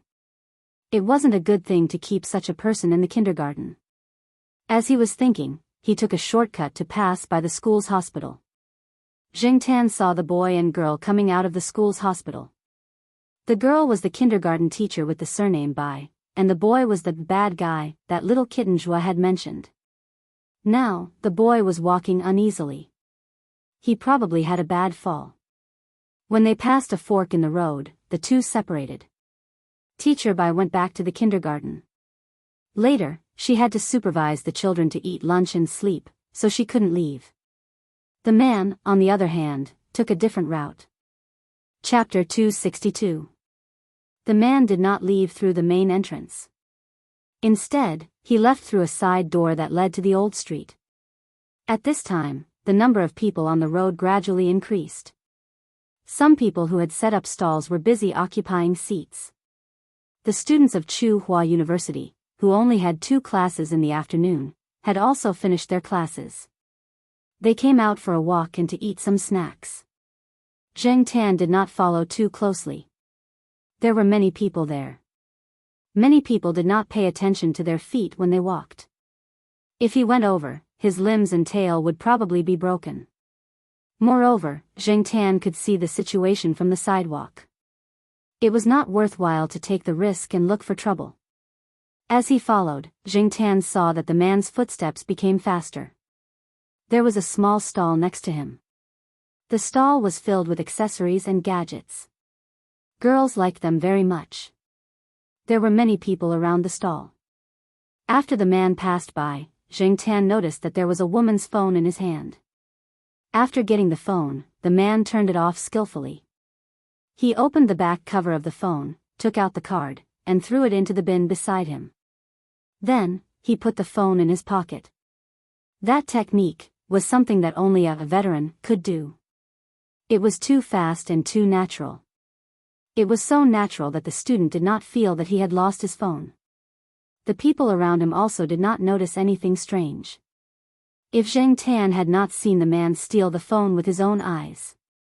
After stealing the phone, the man's originally frowning and bitter face was now relaxed with a smile on his face. It was as if what had just happened had made him very happy and dispelled his original gloominess. Jing Tan did not know if this person liked to use this method to vent his depression or if it was because he had another profession that he did something like stealing phones. No matter what, he was obviously not a good person. He was worse than what Zhuo Xiaomao had said. That's right. He even stole children's things. Stealing phones was nothing. Jing Tan looked back. There were some people around the small stall selling accessories. He could not see if the person who lost the phone was among them. He guessed that the unlucky owner had not realized that he had lost his phone. The person in front had already walked a little far. Jing Tan hurriedly followed. He couldn't do anything now. Jing Tan was also familiar with the path that the people in front of him were taking. If they walked along the old street, they would not walk far before turning a corner and arriving at an old neighborhood. Although this neighborhood was old, it wasn't really that old. It was built in the 90s. It was all 6 or 7 stories high, and there were 5 or 6 households on each floor. However, from the outside of the community, one would feel that the community was old. The development of the city was too fast, and the architectural style was old-fashioned. Coupled with the newly built commercial streets and high-rise buildings not far from here, the feeling was even more obvious when standing at the fork in the road. Behind these old-fashioned community buildings, towering modern buildings looked down on everything like giants, which made this place even more old-fashioned. Sometimes, it even gave people a feeling of time and space being intertwined. Most of the people who lived in this old community were old men and women. There were also some young people who worked nearby. Jing Tan watched the man enter the community. He quickly jumped into a closed side door at the side. After looking for a while, he continued to follow the man after seeing him. When he was shopping on the old street, he had also visited several communities. This was one of them. He was neither familiar nor unfamiliar with it. In Jing Tan's memory, the buildings here were easy to climb. When he walked in, he could hear the sound of mahjong coming from many rooms on the first floor. The old men and women gathered together to play mahjong every day when they had nothing to do. Therefore, most of the rooms on the first floor were tea house-like entertainment places. A mixed fur little Pekingese barked at Jing Tan a few times after seeing him. Not far away, a white puppy lying on the side of the road twitched its ears and glanced over. Then, it lay down lazily again. It was not interested in Jing Tan at all. There were many puppies and cats in this community. When the cats moved, it was really one after another. Because cats were so common, whether it was humans or animals, seeing Jing Tan was not strange at all. Many people did not even bother to look at him. The man in front seemed to be familiar with the barking of dogs in the community. After hearing it, he did not look back at all. He continued to walk forward, talking on the phone as he walked. Jing Tan heard him complaining to the person on the other end of the phone about today's bad luck. His tone was very disgusted with the children in the kindergarten. He even cursed a few times viciously. This made Jing Tan very unhappy. After all, this person was scolding Zhua Kitten.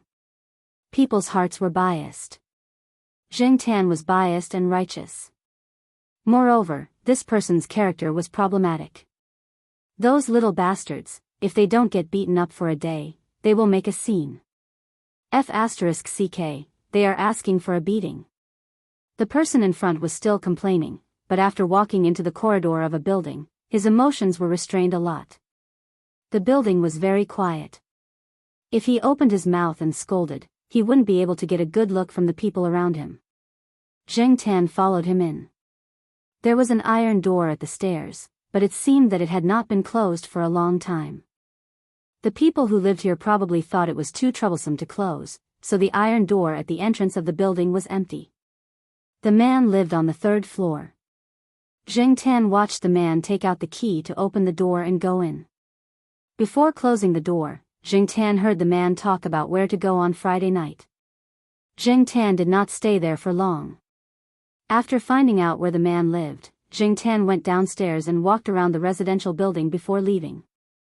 For the next 2 days, Jing Tan walked around the kindergarten every day, but he did not see the man. There were only a few female teachers in the class. Looking at the children wearing paper rooster hats and singing "Big Rooster Ooh Ooh Ooh Ooh" with the teachers, Jing Tan turned and left. He could not appreciate these children's songs. He always felt that if he stayed here for too long, he would be assimilated by these little kids and become childish. On Friday night, Jing Tan went out to the residential building after dinner. Since the man said that he was going to play on Friday night, he should not be at home. Jing Tan decided to go to his house and cause some trouble. The consequences of offending a cat were very serious. When he arrived at the residential building, there were not many people walking around at night. Many elderly people went to bed early and did not have the energy to play mahjong at night. They stayed at home and watched TV. Basically, they fell asleep around 9 o'clock. There were no street lights around, only some lights coming from the residents' houses. It was not very dark, but there were many blind spots. It was not difficult to see what was happening in the shadows. Jing Tan looked around, found a place, and climbed up along the corner. The 2 households directly below the man's house had installed a shelter outside. One was for the outdoor air conditioner unit to block the rain, and the other was to prevent water from dripping down when the residents above were drying their clothes. Many households would install such a shelter outside their window sills, and it was convenient for Jing Tan to use the shelter as well. When Jing Tan climbed up, he would use these shelters. If someone passed by, Jing Tan would hide on the shelter. Although it was not very bright here, people close to Jing Tan could still find him. It was not late at night, and there were still many young people walking around. When he climbed past the second floor, Jing Tan heard someone approaching, so he quickly climbed up. Damn! What a big gecko!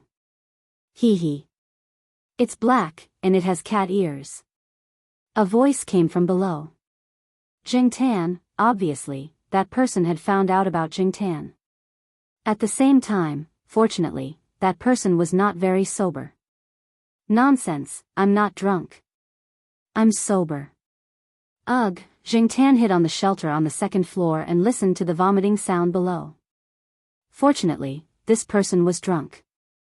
Otherwise, it would be troublesome, but not too troublesome. After all, Jingtan was just a cat. A cat climbing a wall. It was not a supernatural event. After the drunkard vomited, he staggered away, and his phone fell into the pile of vomit. The drunkard did not realize that he had dropped his phone. No one passed by, so Jingtan quickly climbed up and climbed into the window on the third floor. Fortunately, the iron bars were not close together. The distance between two iron bars was just enough for Jingtan to squeeze in. Perhaps because of the iron bars, although there was no one inside, the window on the third floor was not locked. They probably thought that no one would enter through there. Jingtan looked around. At this time, it seemed that many people had gone out for a walk. The people in the residential building opposite would not pay attention to this side. Even if they looked, they would not notice Jingtan.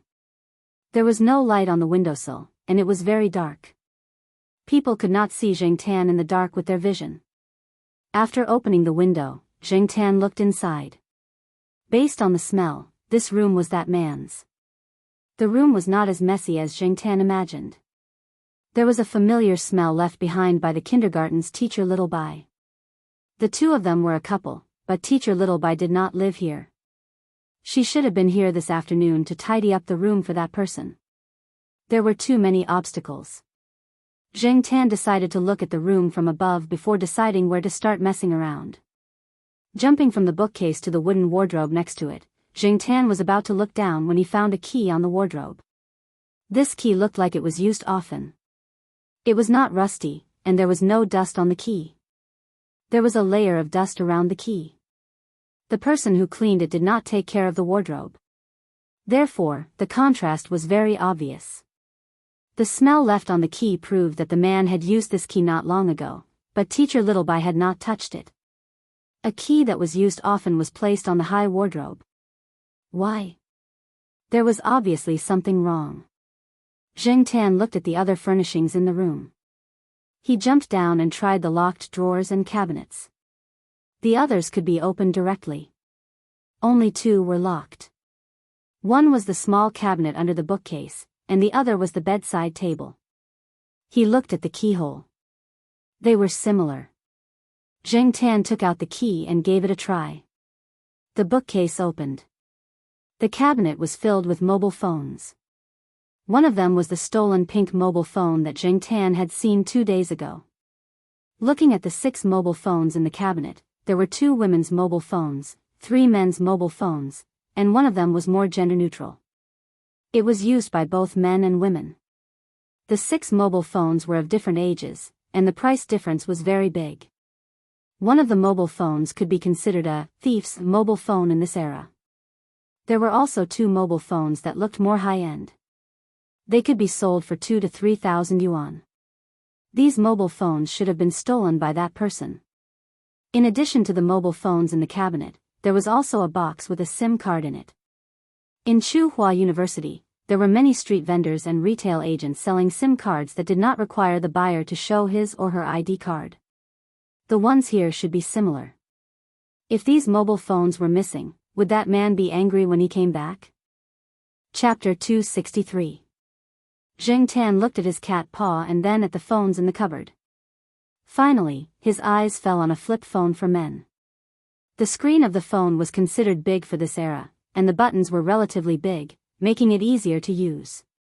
Jingtan put the phone aside and the pink phone aside. He opened the box with the SIM card and took out 2 SIM cards. There was no bag in the room, so Jingtan went to the door and listened carefully. After confirming that there was no one in the room and no one outside, he jumped up, opened the door, and went out. The house had 2 bedrooms and 1 living room. It was not big. The other room was empty, and there was some gym equipment. Zheng Tan walked around and found a clean bag. He put the flip phone, the pink phone, and the 2 SIM cards in it. He tied the bag and went back to the room to deal with the rest of the phones and SIM cards. During the process, Zheng Tan went through a few drawers, but he did not find the missing pendant that Zhua Kitten had mentioned. It had probably been sold, or it was hidden in a hidden place. Zheng Tan did not find it. Zheng Tan did not know where the phones were stolen or who the owner was. He did not care about that.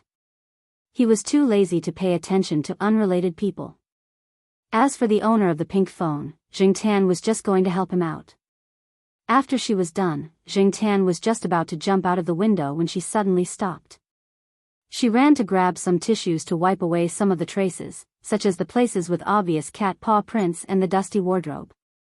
Although she did not do it very carefully, as long as she could get rid of the cat's traces, everything would be fine. Zheng Tan threw the key to the cupboard into the toilet hole. The cupboard was locked again by Zheng Tan, leaving the man to worry about. After walking around twice to make sure that his footprints were gone, Zheng Tan went out the window with the bag with the phone and SIM card in his mouth. As for the remaining traces in the room, based on those alone, it was impossible to suspect that a cat was the culprit. It was easy to climb up, but difficult to climb down. It was not easy for Zheng Tan to climb down from the window. After moving some distance on the wall, he jumped onto the shelter outside the window on the 2nd floor. Although this residential area was relatively old, the shelter was still quite sturdy. When he landed on the awning, there was a loud bang. The sound was not loud, but the people in the house must have heard it. However, when they opened the window to look out, Zheng Tan had already jumped from the 2nd floor to the 1st floor. He landed on the ground and found a place to hide. Hiding behind the bushes, Zheng Tan heaved a sigh of relief when he saw that the window on the 2nd floor was closed again. After a while, Zheng Tan left with the bag in his mouth. There were many places that the lights could not reach at night. Although he had to take some detours, in order to hide his tracks, Zheng Tan could only take the longer route. When he arrived at Tsinghua University, Zheng Tan jumped over the wall near the side door. He opened the bag from the greenery and dialed the pink phone to the guard room when no one was paying attention. The phone was right in front of the guard room's steps. Zheng Tan looked at it for a while until a guard saw it and picked it up. He asked the students passing by and picked it up.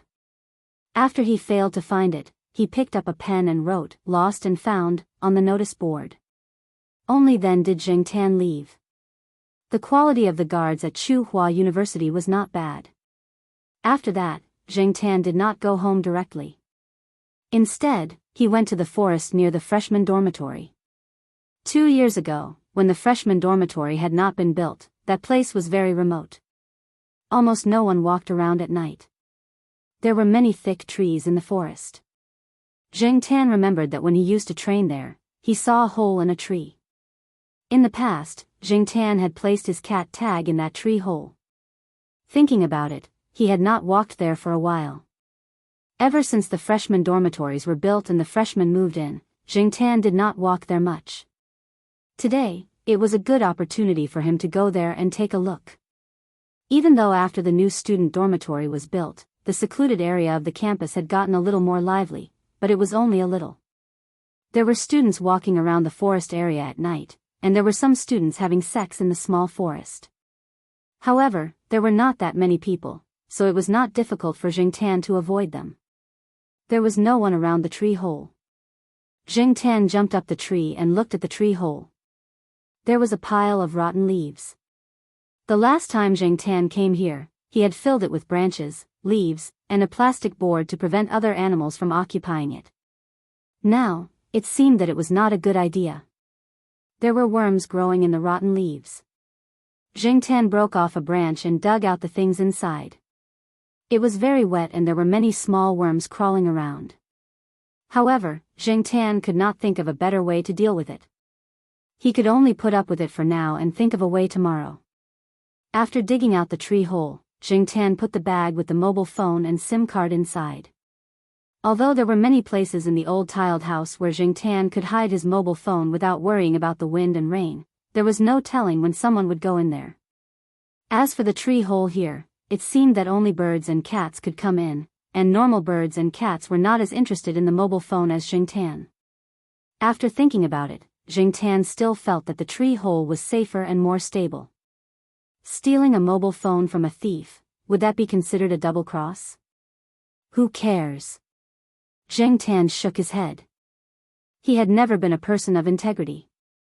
After opening the bag, Jingtan turned on the mobile phone and put it on silent mode. He opened a racing game on the mobile phone and started playing. Jingtan had not touched a mobile phone for a long time. Even if it was a game with rough graphics, he could still play it happily. No one would have thought that at this time, on a tree in the forest at the edge of Tsinghua University's campus, a cat was hiding in a tree hole and playing with a mobile phone. After about half an hour, the mobile phone showed that it was almost out of battery. Jingtan reluctantly turned off the mobile phone. There was no SIM card installed in the mobile phone. He looked at the 2 SIM cards in the bag and forgot to install them when he was playing games. Forget it, he would think about it later. Jingtan opened the back cover of the mobile phone with some effort and took out the battery. He would take it back and use Jiao Ma's universal charger tomorrow when there was no one at home. After taking out the battery, he put the mobile phone and the 2 SIM cards into the bag. After tying the bag, Jingtan looked at the battery. It was not a good idea to bite the battery.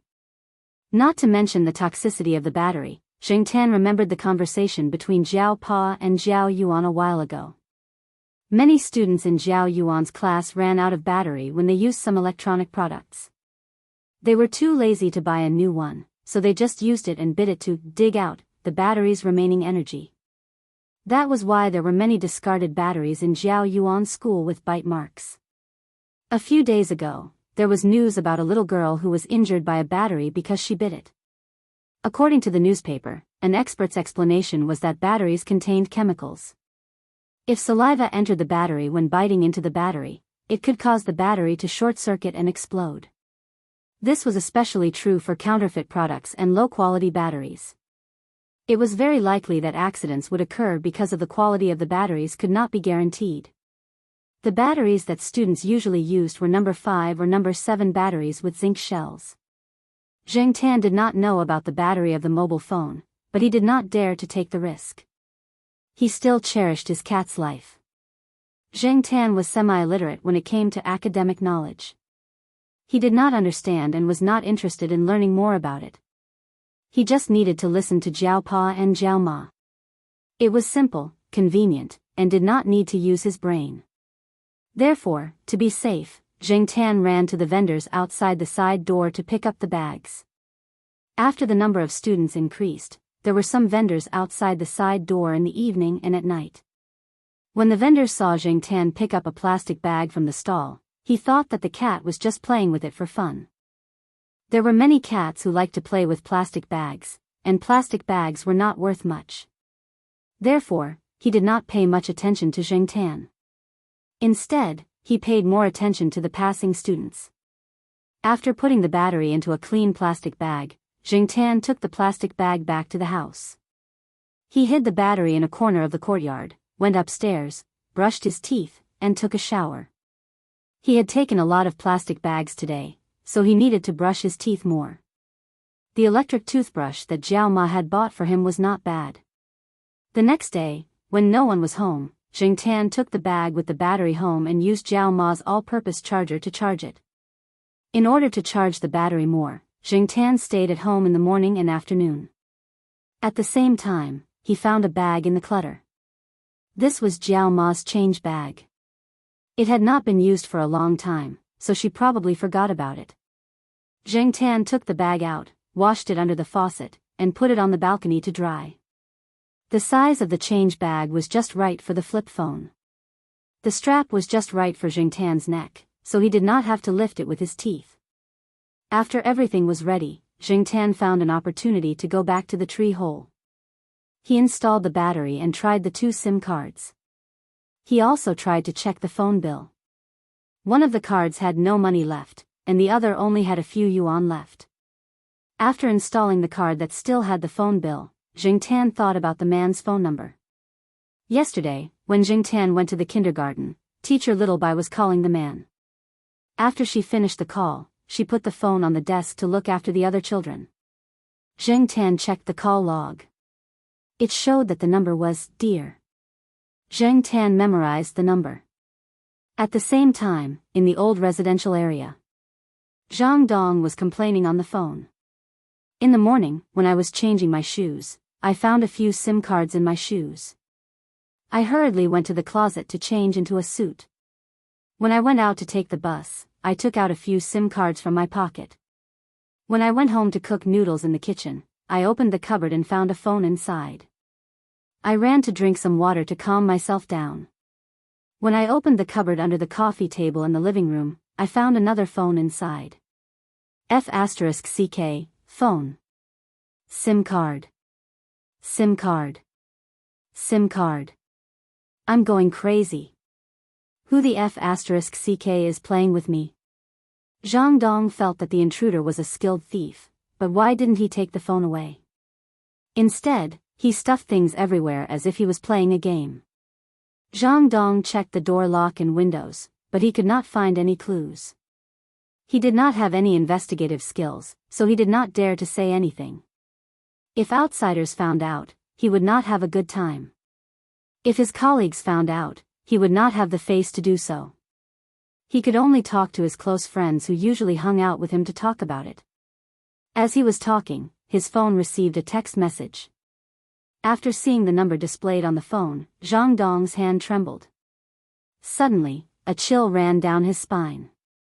After he found out that his bedroom had been visited by a thief who was more skilled than him, he counted all the SIM cards he found in the room and marked out the ones that he could not find. At this time, the phone number displayed on the screen was one of the SIM cards that he had not found. This number was also one that he had used before. Because there were 4 sixes in this number, it left a deep impression on him. Taking a deep breath, Zhang Dong opened the message that he had just received. It showed. Chapter 264. Zhang Dong's first reaction when he saw the message was to throw the phone away. However, he remembered that the phone in his hand was worth a lot of money. His arm that was about to throw the phone stopped abruptly. After taking a few deep breaths, Zhang Dong calmed himself down a little. If the other party had stolen the phone and left, Zhang Dong would have accepted it. The other party was too skilled and he would have admitted defeat. If the other party played him and hid the phone and SIM card everywhere as a prank, Zhang Dong would have thought that the other party was just looking for fun. Now, the other party had sent a message. Although it was only 3 words, it was full of ridicule. Zhang Dong felt like he had been slapped in the face and then punched in the face. Obviously, the other party had no intention of stopping. Zhang Dong was now worried that the other party would come here again, or even target him and do something that could threaten his life. The more Zhang Dong thought about it, the more anxious he became. After all, there were many things that he did that could not see the light of day. Even if he deliberately ignored it at the time, once something happened, his negative emotions would soar. Staring at the screen, Zhang Dong scratched his head and pressed the call button. After all, guesses were just guesses. Zhang Dong wanted to talk to the other party directly, even if it meant sacrificing some benefits. However, after dialing, Zhang Dong heard the standard voice on the phone. He was so angry that he almost threw the phone away. The other party's phone was turned off and he could not get through. After walking around the house a few times, Zhang Dong decided to temporarily move to another place. Even if he could not provoke him, he could still hide. Therefore, he immediately called someone to rent another place and packed his luggage and left on the same day. Compared to Zhang Dong's doubts and anxiety, Zheng Tan was doing well. After sending the message, he turned off his phone. He did not want to waste too much time talking and he also wanted to save electricity. The phone was indeed a very convenient thing. He could communicate with others without knowing who the other party was. Since he could not use the computer, using the phone was not a bad idea. However, when he thought about the information about the balance of the phone bill, Zheng Tan was troubled again. Topping up the phone bill was a very simple matter for others. It did not matter if they went to the business hall or asked someone to do it for them. However, for Zheng Tan, this was a technical problem. How could he top up the phone without anyone knowing or seeing Jing Tan? Money? Jing Tan did.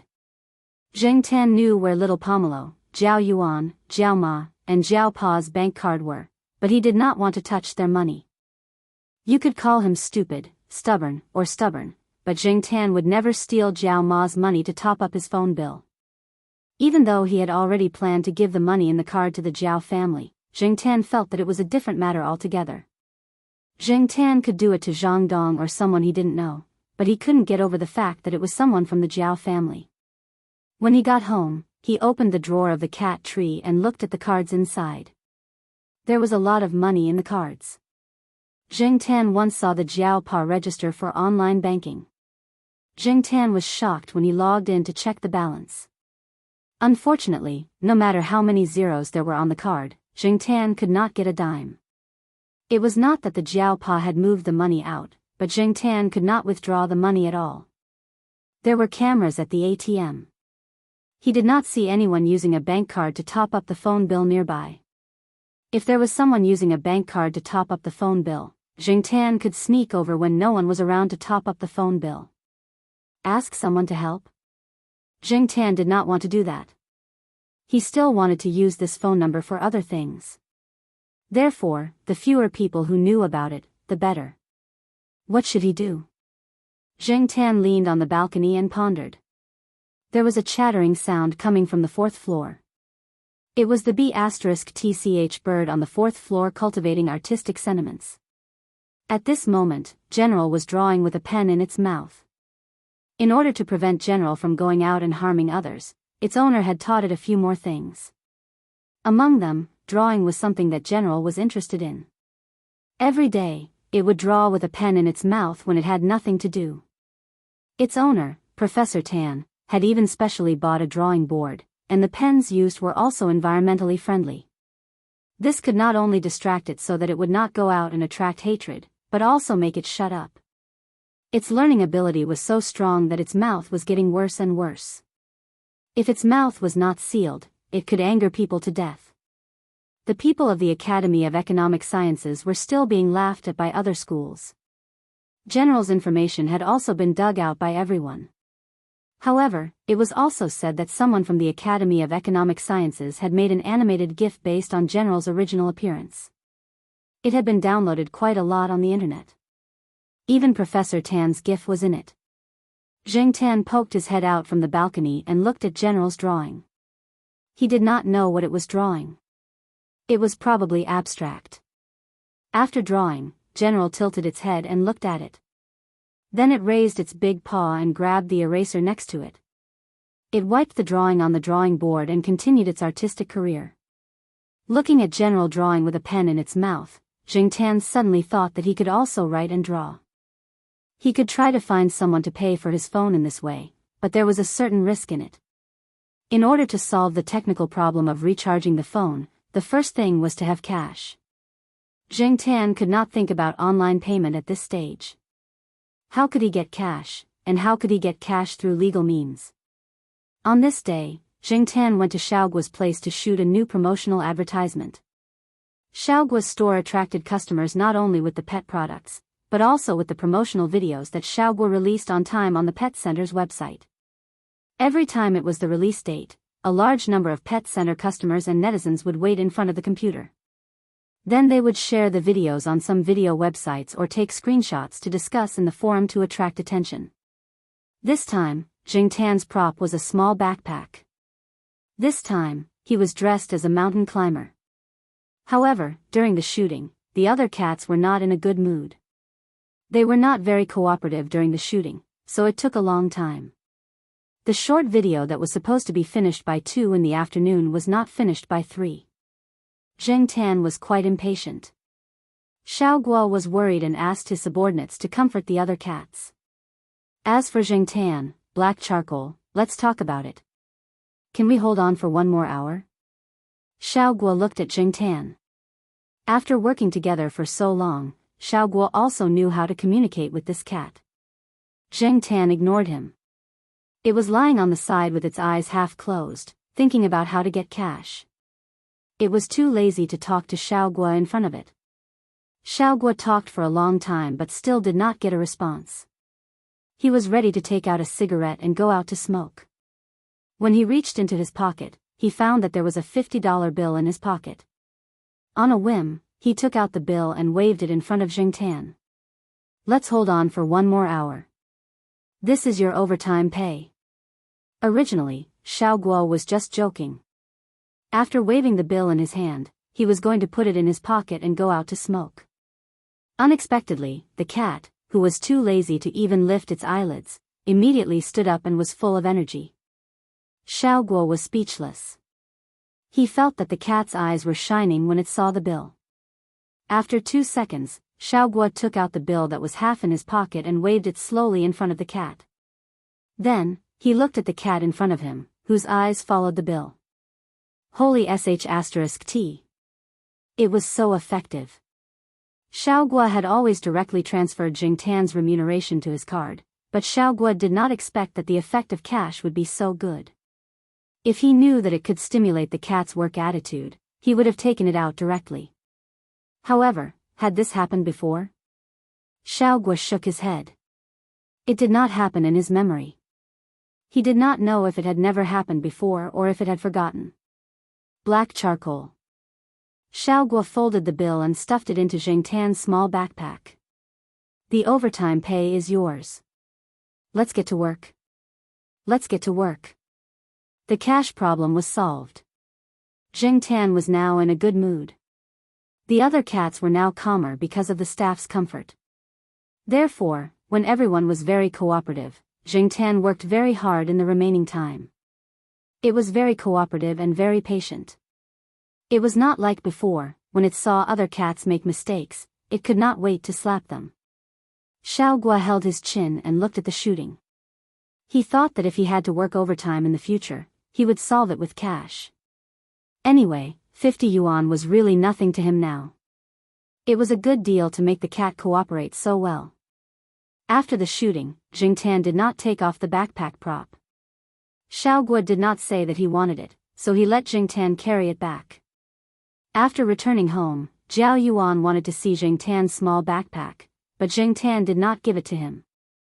He decided that he would carry it when he went to the pet center in the future. Now that he had the cash, the only thing left was how to top up the phone with the 50 yuan. Originally, Jingtan wanted to write a note and leave it with the cash at the place for topping up the phone. However, Jingtan found another way to top up the phone when he was walking around. There was a newsstand on the road to the student dormitory. Jingtan observed there for a few days. He found that every afternoon around 3:00, the auntie at the newsstand would lie down and sleep there. She was not afraid that someone would steal the newspaper. The overall quality of the students here was relatively high, and the school was much safer than outside. She did not have to worry about other accidents. Even if a student went to buy the newspaper or a card, she could just wake him up. Jingtan's black wallet was around his neck. He did not have his phone with him. The wallet was filled with the 50 yuan cash. After the auntie at the newsstand lay down and fell asleep, Jingtan put the wallet behind the bushes and jumped into the newsstand with the 50 yuan in his mouth. He had become more and more used to carrying things in his mouth. At this moment, there was no one around, and there were no cameras. After jumping in, Jingtan looked at the person lying down and sleeping. She was still asleep, and he could hear a light snoring sound. He had decided to take action here because he was sure that the auntie was sleeping soundly. The box for topping up the card was placed on a cabinet below the window. The box for topping up the card was not tightly closed. There were probably too many people here to buy the card, so she was too lazy to close it. Jingtan put the money in a box for change. Jingtan did not see the large bills, so he guessed that they were hidden. Then, Jingtan came to the card box and found a card with a face value of $50. She held it in her mouth and listened to the movements on the road outside before quickly leaving. Hiding behind the bushes, Jingtan looked at the newsstand. The auntie was still sleeping. Only then did he breathe a sigh of relief. He put the card into the black wallet, zipped it up, and ran to the forest with his bag. Hiding in the tree hole, Jingtan entered the card number and password according to the voice prompts on the phone. When the phone received a message saying that the top-up was successful and the balance was in the card, Jing Tan was filled with emotions. It was just topping up the phone, but it was so troublesome. Chapter 265. Jing Tan went to the old residential area again and found that Zhang Dong had moved away. He was quite dispirited. He planned to play the man one more time, but he did not expect that the man would be so scared that he would run away. However, since that person left, did he change his phone number? Jing Tan dialed that number and found that the other person's original number was no longer connected. That person was really thorough. How could he run away like that? Jing Tan went to the kindergarten once a day and found an opportunity to look through teacher Xiao Bai's phone and record Zhang Dong's new number. This time, Jing Tan didn't immediately send a message to scare him. That person would definitely change his number. Jing Tan was too lazy to bother, so he wrote down the number first. If that person was caught doing bad things by Jing Tan again, he would teach him a lesson. Jing Tan could only find his own entertainment now. He didn't expect to do anything earth-shattering as a cat. That way, even if he had a few lives, it wouldn't be enough. Not to mention that people's hearts were sinister and their intelligence wasn't high. Even the law wouldn't protect them. Jing Tan wasn't willing to entrust his life to morality. The tree hole where the phone was hidden was much drier now. Perhaps it was because of the season, but the weather was much drier now. It also saved Jing Tan some trouble. On this day, Jing Tan went to the overpass for a walk. Recently, that blind old man Elder Kun didn't play the eru on the overpass. At first, Jing Tan thought that the old man was sick. At his age, he didn't do anything but play the eru on the overpass. It was very likely that he was sick. However, once he met Xiao Jiu, he heard from her that Elder Kun was just looking for an old friend and would be back in a few days. Since Elder Kun wasn't around, there were fewer peddlers on the bridge. When Jing Tan passed by the bridge, she heard a few peddlers who were stationed there complaining. They had been nervous about setting up their stalls on the bridge, afraid that the city enforcement officers would come. Some of the peddlers even changed locations and waited for Blind to come back.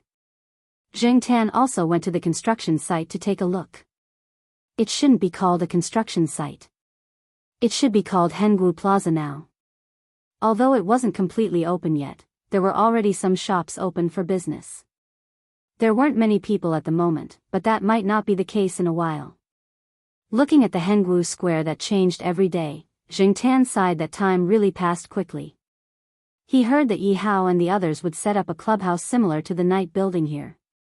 When the time came, Jing Tan would be able to go there often, so he wouldn't have to hitchhike every time he went to the night building.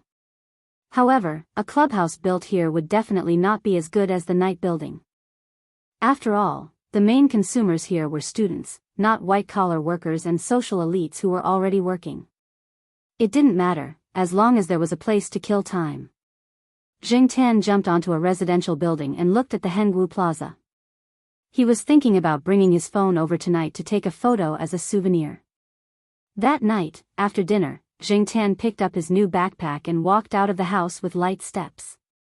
In the living room, Jiao Ma looked at Jing Tan's back and said to Jiao Pa, who was watching the news on the sofa, "Why do you think Black Charcoal is carrying a backpack every night? Does it really like that backpack?" Sigh, if I had known, I would have bought a few more backpacks for it. When I bought clothes for it, it didn't wear them. I thought it didn't like those things because they were awkward on its body. It turns out that it likes backpacks more than clothes. The last time she saw her cat carrying a small backpack, it changed to a bigger one after a few days. It seemed that it really liked backpacks. The new backpack looked really good. Well, when she was free, she would make one for it so that it could take turns carrying it. Sigh, speaking of which, if we let it go out like this, will it become even wilder? Jiao Ma was worried. Jiao Pa didn't even look up when he heard that. He was still watching the TV and said, "Give it some privacy." Jiao Ma opened her mouth but didn't say anything. She took the dishes on the table and went to the kitchen to wash them. Jing Tan's new backpack was completely black. At first glance, it wasn't easy to tell that it was a vest. There was a zipper on both sides of the backpack, and it just so happened that it could fit the flip phone. Zheng Tan went straight to the backpack after he saw it in the pet center. Xiaoguo didn't say anything when he saw it, and tacitly agreed. With the new backpack, Zheng Tan could carry his phone when he went out. The backpack was more convenient than a wallet. Carrying the backpack was like wearing a vest, and it was easier to move around. Tonight, Zheng Tan planned to go to Hengwu Plaza to take photos. There were very few people who could notice Zheng Tan at night. Even if they did, they wouldn't take it seriously. When they saw Zheng Tan's backpack, they would just think that it was a pet costume that someone bought for their pet. They wouldn't think too much about it. There were many pets around. When he arrived at Hengwu Plaza, Zheng Tan found a suitable place to take photos. On the other side of Hengwu Plaza, lights flashed on the edges of the buildings of different heights. 2 years ago, this place was an abandoned construction site that no one dared to approach. However, he had overestimated the effect of mobile phones at this time. Although the price of this flip phone was relatively high in the market, it wasn't a high-end model. After he took a photo, Zheng Tan felt his balls ache when he saw it, and directly deleted it. Really, he had planned to take a photo and walk the artistic route to keep memories. It seemed that the artistic route wasn't something that could be done at any time. Walking out from the other side of Hengwu Plaza, Zheng Tan looked at the several roads that had been opened. Recently, he had become familiar with this place. He wondered if he should go to other places. Even if he couldn't take photos, it would be good to experience the city at night. It wasn't far from Hengwu Plaza to the bustling commercial street. After the construction site was completed and the roads were opened, the roads here would gradually become more prosperous. After leaving Hengwu Plaza, Zheng Tan didn't plan to continue walking to the commercial street. Just as he was about to turn around and go to another place, Zheng Tan saw a familiar person. That person was Zhang Dong, who had been scared by Zheng Tan and had moved away. Beside Zhang Dong was a very innocent girl. Zhang Dong didn't know what Zhang Dong said, but it made the girl cover her mouth and laugh. Some of the actions between the two were also intimate. According to Zheng Tan's knowledge, Zhang Dong and teacher Xiao Bai didn't seem to have broken up. Teacher Xiao Bai was still the same as usual. Her emotions didn't fluctuate. Sometimes, she would even text Zhang Dong, and her eyes were filled with the sweetness of love. In that case, Zhang Dong, this guy, was two-timing? Damn it, he bumped into me again. Zheng Tan followed the two men to the business district through the green path. In addition to some shops, supermarkets, and entertainment venues, there was also a residential area. Zhang Dong and the girl walked into a residential area. Zheng Tan followed, but he didn't walk through the main door. Instead, he climbed over the wall. There were a few security guards at the entrance. Although they might not be able to pay much attention to a cat, Zheng Tan felt that it was better to be discreet when following someone. After the two people came to a building, Zhang Dong didn't follow them in. The two of them talked downstairs, as if they were reluctant to part. Listening to their conversation, Zheng Tan knew that the girl lived with her parents. Zhang Dong's new apartment was also in this residential area. However, the two of them didn't live in the same building. They had only known each other for a few days, but their relationship had developed quickly. Zheng Tan hid behind the flower bed and took out his phone from his backpack. He turned off the flash and the sound of the camera, adjusted the focus, and took a picture. The picture was a little blurry, and he needed to identify it carefully. After taking a few pictures, Zheng Tan was still not satisfied. The camera quality of a phone these days was really bad. After the two of them were done being lovey-dovey, the girl went into the building. Only then did Zhang Dong reluctantly walk to another building. Zheng Tan took a few more pictures of the surroundings and took a picture of the name of the residential area. Then, he chose a few pictures and sent them to teacher Xiao Bai. Zheng Tan knew teacher Xiao Bai's phone number from the children in kindergarten. Once, Zheng Tan went to see Zhua Kitten play tricks on people. That lousy child tricked a child from the upper class into memorizing a bank card number. In the end, the child couldn't memorize it, so he replaced it with a phone number. The child who was tricked even proudly memorized the landlines and cell phone numbers of his family and relatives. One of them was teacher Xiaobai's. After memorizing it, he swore that he would memorize the bank card number when he went back. If Zhuoyang from the lower class could memorize it, why couldn't they, the upper class, do the same? However, was that lousy child Zhuo Kitten memorizing a bank card number? That was obviously pi. Children at this age didn't understand the kind of numbers with decimals, and the numbers were obviously wrong. They didn't even understand the meaning of bank cards. They were just competing with each other. Everything else wasn't important to them at all. At that time, other than the children who were tricked by Zhuo Kitten, there were also children around who were fighting to memorize phone numbers. Among them, Jing Tan heard teacher Xiaobai's phone number several times. He also saw it when he flipped through her phone.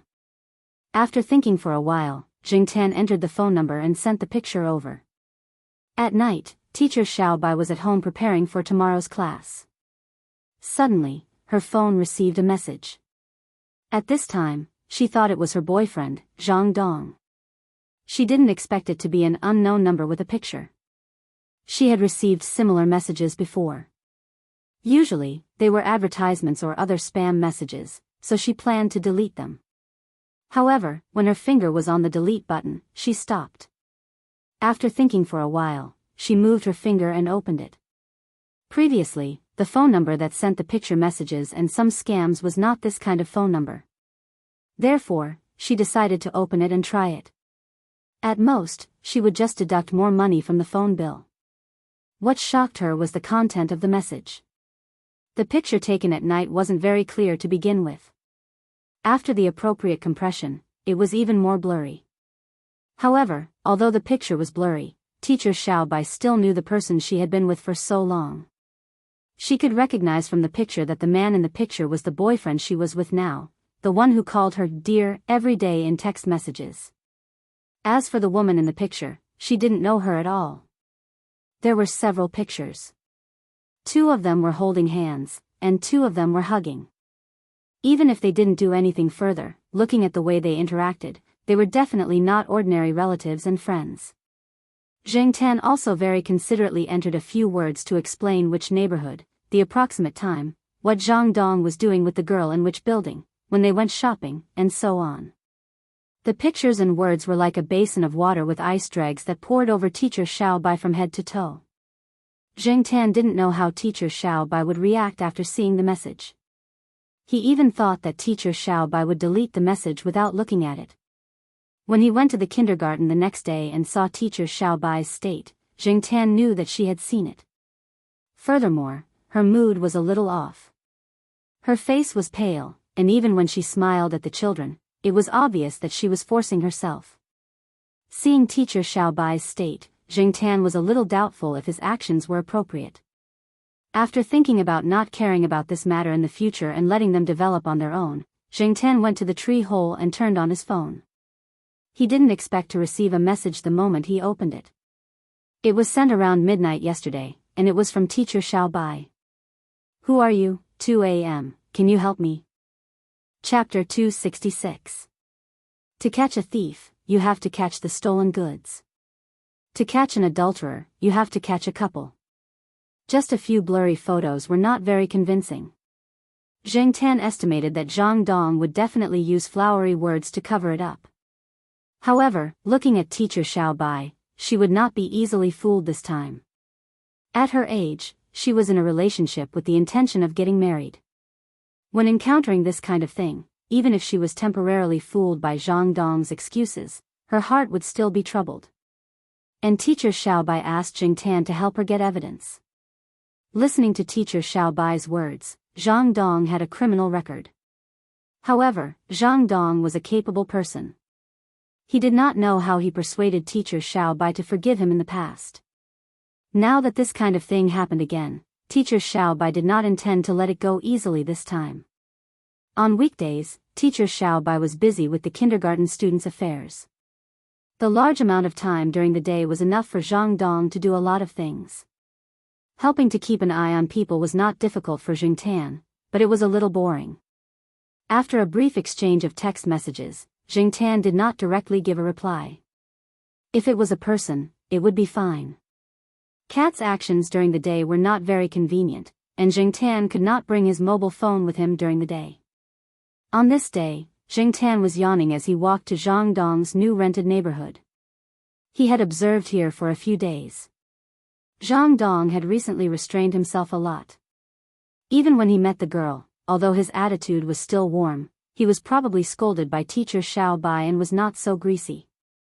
Moreover, Jing Tan did not think that this person would do anything during the day. Zhang Dong worked at a small company nearby, not far from the rented neighborhood. Jing Tan was too lazy to keep following him. If he met him, he would go over to take a look. If he did not meet him, he would walk by himself. There was a small pet shop with 2 Totoros outside. It was very interesting. Every time Jing Tan passed by, he would squat and stand there to take a look. In fact, Jing Tan mainly looked at the girls who were attracted by the Totoro cats. The pet shop put 2 Totoro cats at the door and attracted a lot of people passing by, especially some young girls. The people gathered there were probably university students who had no classes in the morning and were out shopping. Jing Tan's gaze followed the girls. The one in the middle had a nice figure. She had long legs and a slim waist. When she smiled, there were 2 dimples on her face. When the girls disappeared into the crowd, Jing Tan was about to retract his gaze. Suddenly, his gaze froze. He saw a modern girl. Her long wavy hair seemed to be casually draped over her shoulders. Different from the clothes of the female students, her fashionable and mature charm made people's eyes light up. Although the color of her clothes was not conspicuous in the crowd, it had to be said that this woman's face, figure, and temperament was fascinating. However, what made Jing Tan unable to move his eyes away was the scene he caught when he was about to withdraw his gaze, and the woman's red lips after that. Just now, a man who was on the phone hurried past, and the modern girl walked over. The 2 walked opposite each other, and when they passed each other, their shoulders bumped. The modern girl smiled apologetically and apologized in a low voice. The middle-aged man who was on the phone stared at the girl for a few seconds, and then hurriedly said that it was okay. After the 2 passed each other, the woman's face raised a faint smile. From Jing Tan's point of view, he just caught a flash of the scene. At the moment the 2 bumped into each other, the wallet in the middle-aged man's pocket had been moved. After seeing this, Jing Tan could not help but sigh in his heart. Sure enough, you can't judge a book by its cover.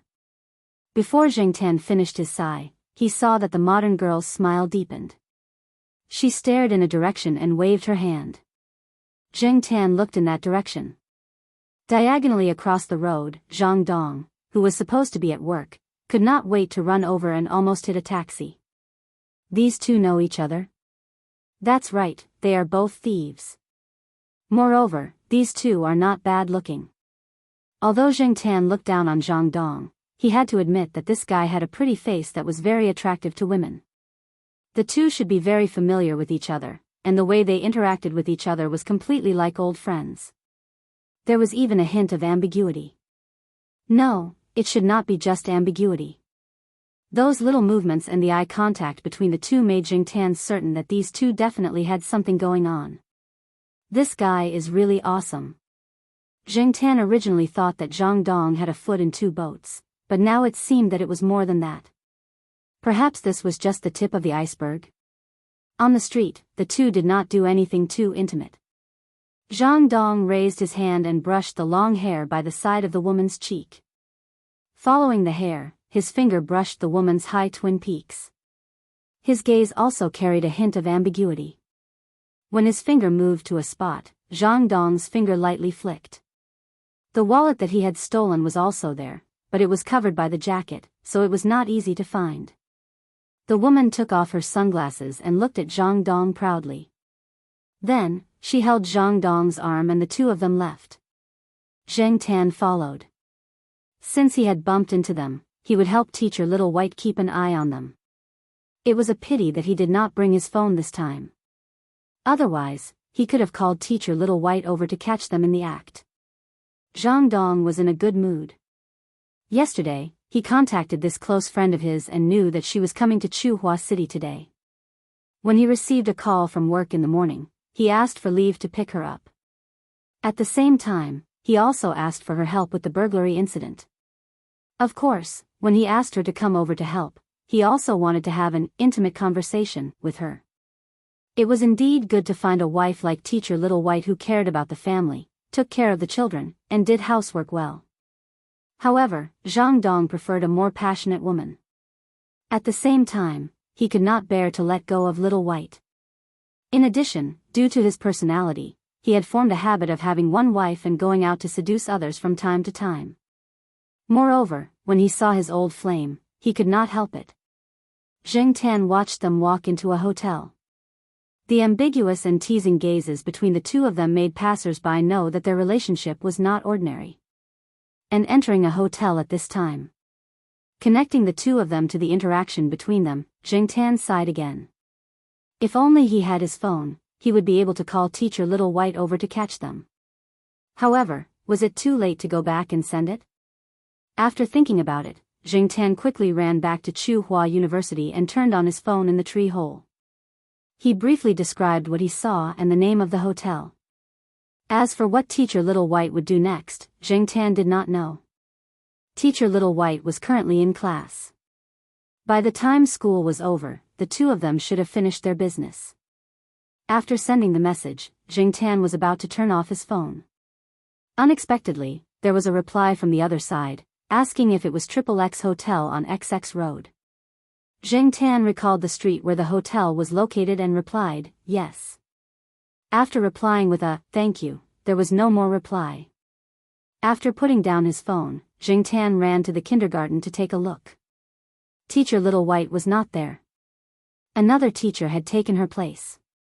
He heard that Teacher Little White had something urgent to attend to and had left. Brother Hey. Zhuo Xiaomao held a book in his hand and ran to the classroom window. Looking at Zheng Tan standing on the windowsill, he opened the book in his hand. Brother Hey, look. A little red flower and a red flag. Zheng Tan looked at it. There were some simple letters on it.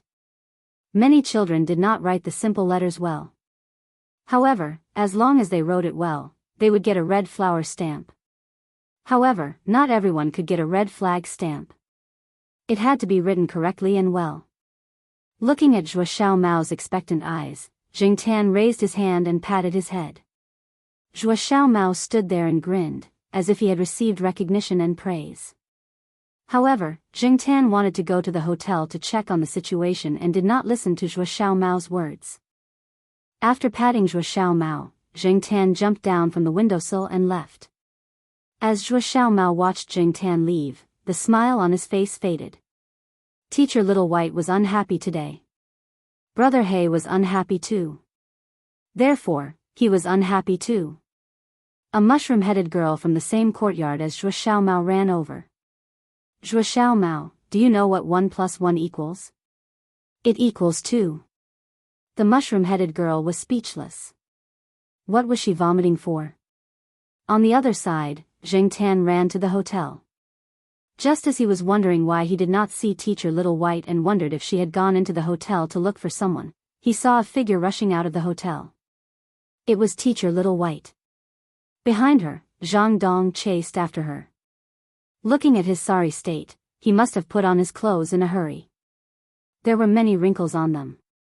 Teacher Little White was so angry that her eyes were red. She panted and did not say a word. After her arm was grabbed, she stopped and looked at Zhang Dong. She did not know how to scold him, nor did she know how to express her feelings. Perhaps it was because she was a kindergarten teacher that she could not say anything bad. Because she could not say anything, the most direct way to vent her feelings was to slap him. Slap.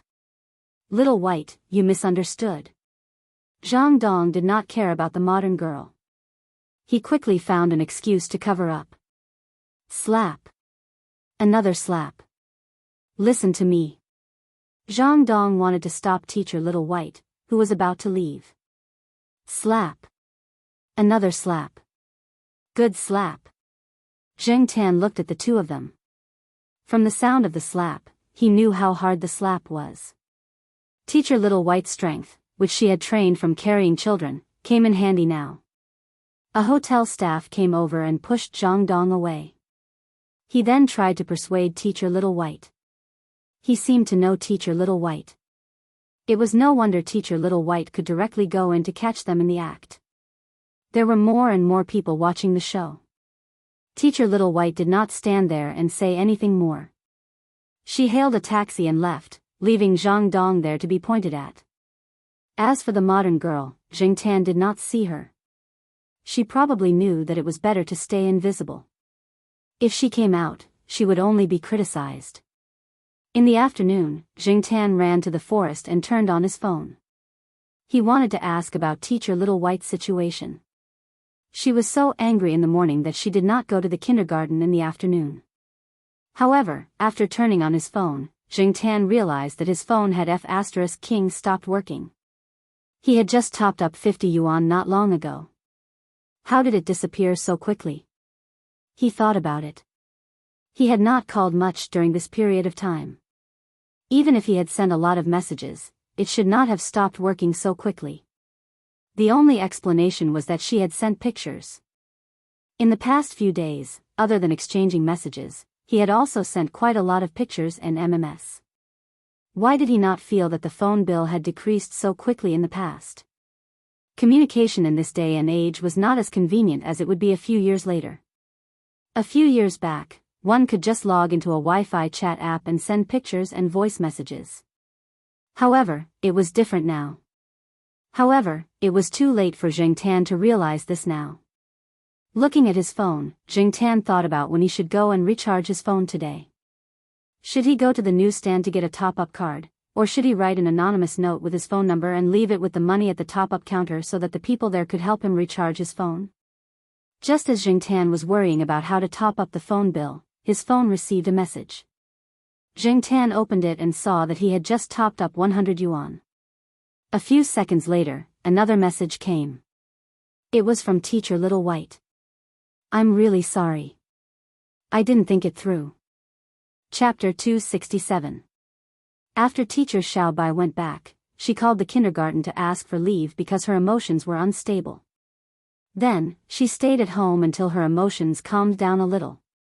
Then, she remembered the number with 4 sixes. It was also this number that had sent her pictures over the past few days, which made her realize that she had been deceived. She had to thank them. After sending a few messages and not receiving a reply, she directly called them. Unexpectedly, when she dialed, she said that the other party had stopped working. Stopped working? Teacher Xiaobai thought for a moment and suddenly realized that she had only cared about Zhang Dong's matter. She did not notice that it was very expensive to send pictures over the past few days. The other party had sent so many pictures, so it was possible that the phone had stopped working because it owed money. Therefore, she went downstairs to a phone service store and charged 100 yuan to the number with 4 sixes. Tsinghua University. Jing Tan looked at the caller ID, paused, and pressed the answer button. Hello? Hello?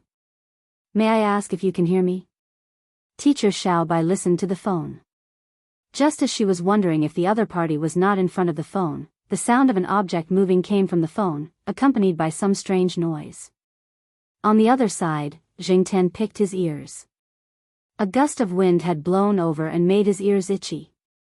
A few leaves had also fallen from the tree and were blown over, making rustling sounds as they hit the tree trunk. When the wind blew into the tree hole, it also caused some noise from the phone's microphone. All kinds of sounds mixed together and formed the strange sound that Teacher Xiaobai could not recognize. After waiting for a while, Teacher Xiaobai still did not hear the other party speak. She thought for a moment and said, although I don't know what grudge you have with Zhang Dong to tell me this, from my standpoint, I still have to thank you. Even if it's not convenient for us to meet, I hope you can accept my gratitude. Jing Tan listened to Teacher Xiaobai's words over the phone. She was probably thinking of paying him a sum of money to thank him. Therefore, Jing Tan pressed the button to hang up. Then, he typed a message and sent it over. There's no need to thank me. Teach the children in the kindergarten well. After a while, Teacher Xiaobai replied, okay. Although it was only one word, Jing Tan believed that Teacher Xiaobai was a good teacher. Zhuo Kitten liked this teacher very much because she was not as biased as some of the teachers in the kindergarten. Some teachers would pay more attention to the children of some school leaders or famous professors, but they would treat the children of some small lecturers coldly. Zhuo Kitten had been treated coldly before. Zheng Tan understood a little from listening to him speak. Although it was a very small matter in the eyes of many people, it could have a certain impact on the child. Teacher Xiaobai was very good to every child. She was patient and looked amiable. This was also the reason why Zhuo Kitten liked her. In terms of background, Zhuo Kitten was not weak. After all, she had Lord Zheng behind her. It was just that Lord Zheng did not directly stand up to speak when Zhuo Kitten entered the kindergarten. Some of the teachers in the kindergarten did not understand the relationship between Zhuo Kitten and Lord Zheng. However, if something happened that made Zhuo Kitten feel wronged, as long as Zhuo Kitten told her, Lord Zheng would definitely put on her Lord Zheng airs and tell those teachers to get lost. However, Zhuo Kitten did not tell anyone except Zheng Tan. Then, one day, she placed a flattened cockroach in the teacher's pocket. In the end, when the teacher was putting on her coat, she reached into her pocket and took out a cockroach. She screamed and caused a group of children to cry on the spot. Because of this, the teacher was scolded. In Zhuo Kitten's words, under certain conditions, one should do their own things. What she meant was, if one could solve their own grievances, they should solve it themselves. If they could not solve it, they would ask for help. He did not know what teacher Xiaobai said to Zhang Dong, but Zheng Tan did not see Zhang Dong in the school anymore. After the first few days of not being in the right state, teacher Xiaobai gradually recovered. Brother He, brother He. Zhuo Kitten took her little notebook and ran to the window to show Zheng Tan the good results he had obtained in the past few days. Her eyes were bright as she looked at Zheng Tan for praise. Teacher Xiaobai walked into the classroom with a box of props. After the free activities were over, she would teach the children a children's song later. Her gaze swept around and then stopped at the window at the back of the classroom. As for the black cat, she had seen it a few times. Zhuo Kitten called it Brother Black. It was older than some of the children here. Moreover, this black cat would not hurt the children. Some of the children also followed Zhuo Kitten and called it Brother Black. Some of the teachers at Tsinghua University were more familiar with this cat. After understanding it, she was relieved and allowed the cat to come over and observe. The sunlight slanted in, and the wall by the window was sprinkled with gold. She watched as the black cat raised its paw and gently patted Zhuo Kitten's head. Then, she looked at Zhuo Kitten's bright smile. She also smiled. As she was smiling, she noticed that the black cat squatting on the windowsill was looking in her direction. The expression in the cat's eyes made her heart tremble. She could not help but stop fiddling with the props in her hands. She felt that the expression in the cat's eyes was very special. When she was about to take a closer look, the black cat had already moved its gaze away. It raised its paw and bumped palms with Zhuo Kitten. Then, it jumped off the windowsill and left.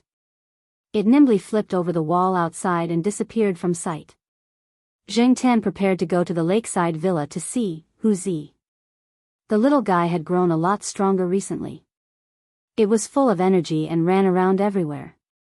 Feng Baijin's sports shoes, which cost more than 1,000 yuan, had been bitten by it. Just as he walked to the school hospital, it started to rain. Zheng Tan had no choice but to turn back and find a place to hide from the rain. Unexpectedly, just as he found a place to hide from the rain, the weather cleared up again. Was the weather King teasing him? Zheng Tan squatted under a bicycle parking shed and cursed the weather in his heart. He looked around and saw that a cement pillar next to him was covered with all kinds of small advertisements. There were all kinds of ancestral secret recipes for difficult and complicated diseases, all kinds of fake certificates, and professional phone scavengers. They were mainly targeted at people who accidentally dropped their phones when they went to the bathroom to play with their phones. Among these common advertisements, Zheng Tan saw a newly posted message about a dog that was clearly printed in color. The dog that was missing was a short corgi leg. It was half a year old and wore a blue collar. It was lost last night. The words on the poster showed that the owner was very anxious. He also promised that the person who provided the clue would be rewarded, and the person who helped find the dog would be greatly rewarded. The phone number below was also written in bold letters. Zheng Tan looked at it and memorized the phone number. He thought that if he saw it, he would help out. The phone number was easy to remember. Zheng Tan looked at it twice and memorized it once. Looking at the sky, the sun was just right. It did not look like it had rained just now. However, Zheng Tan was not in the mood to go to the villa now. He turned around and climbed over a wall near a side door to enter Tsinghua University. From there to the eastern courtyard, if he walked in a straight line, he would have to pass by the old tile-roofed house. When Zheng Tan arrived at the old tile-roofed house, there were a few cats on the roof. However, they did not lie on the roof to bask in the sun. Instead, they gathered together and looked down. The tile-roofed house was a little shabby. It only had 2 floors, and when it was first built, each floor was a little lower than the current one, so it didn't look too tall. There was a hole in the roof, and the cats were surrounding the hole to look into the house. Zheng Tan listened and heard some movement from the bedroom. Out of curiosity, he also jumped onto the roof and squeezed in. He pushed away the 2 cats in front of him and looked down.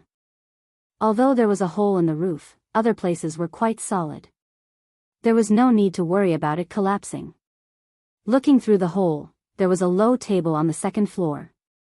On the low table, there was a large plastic bowl and a plate.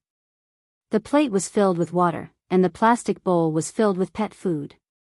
Zheng Tan had heard that some association at Tsinghua University had organized a charity event. There were people feeding cats here.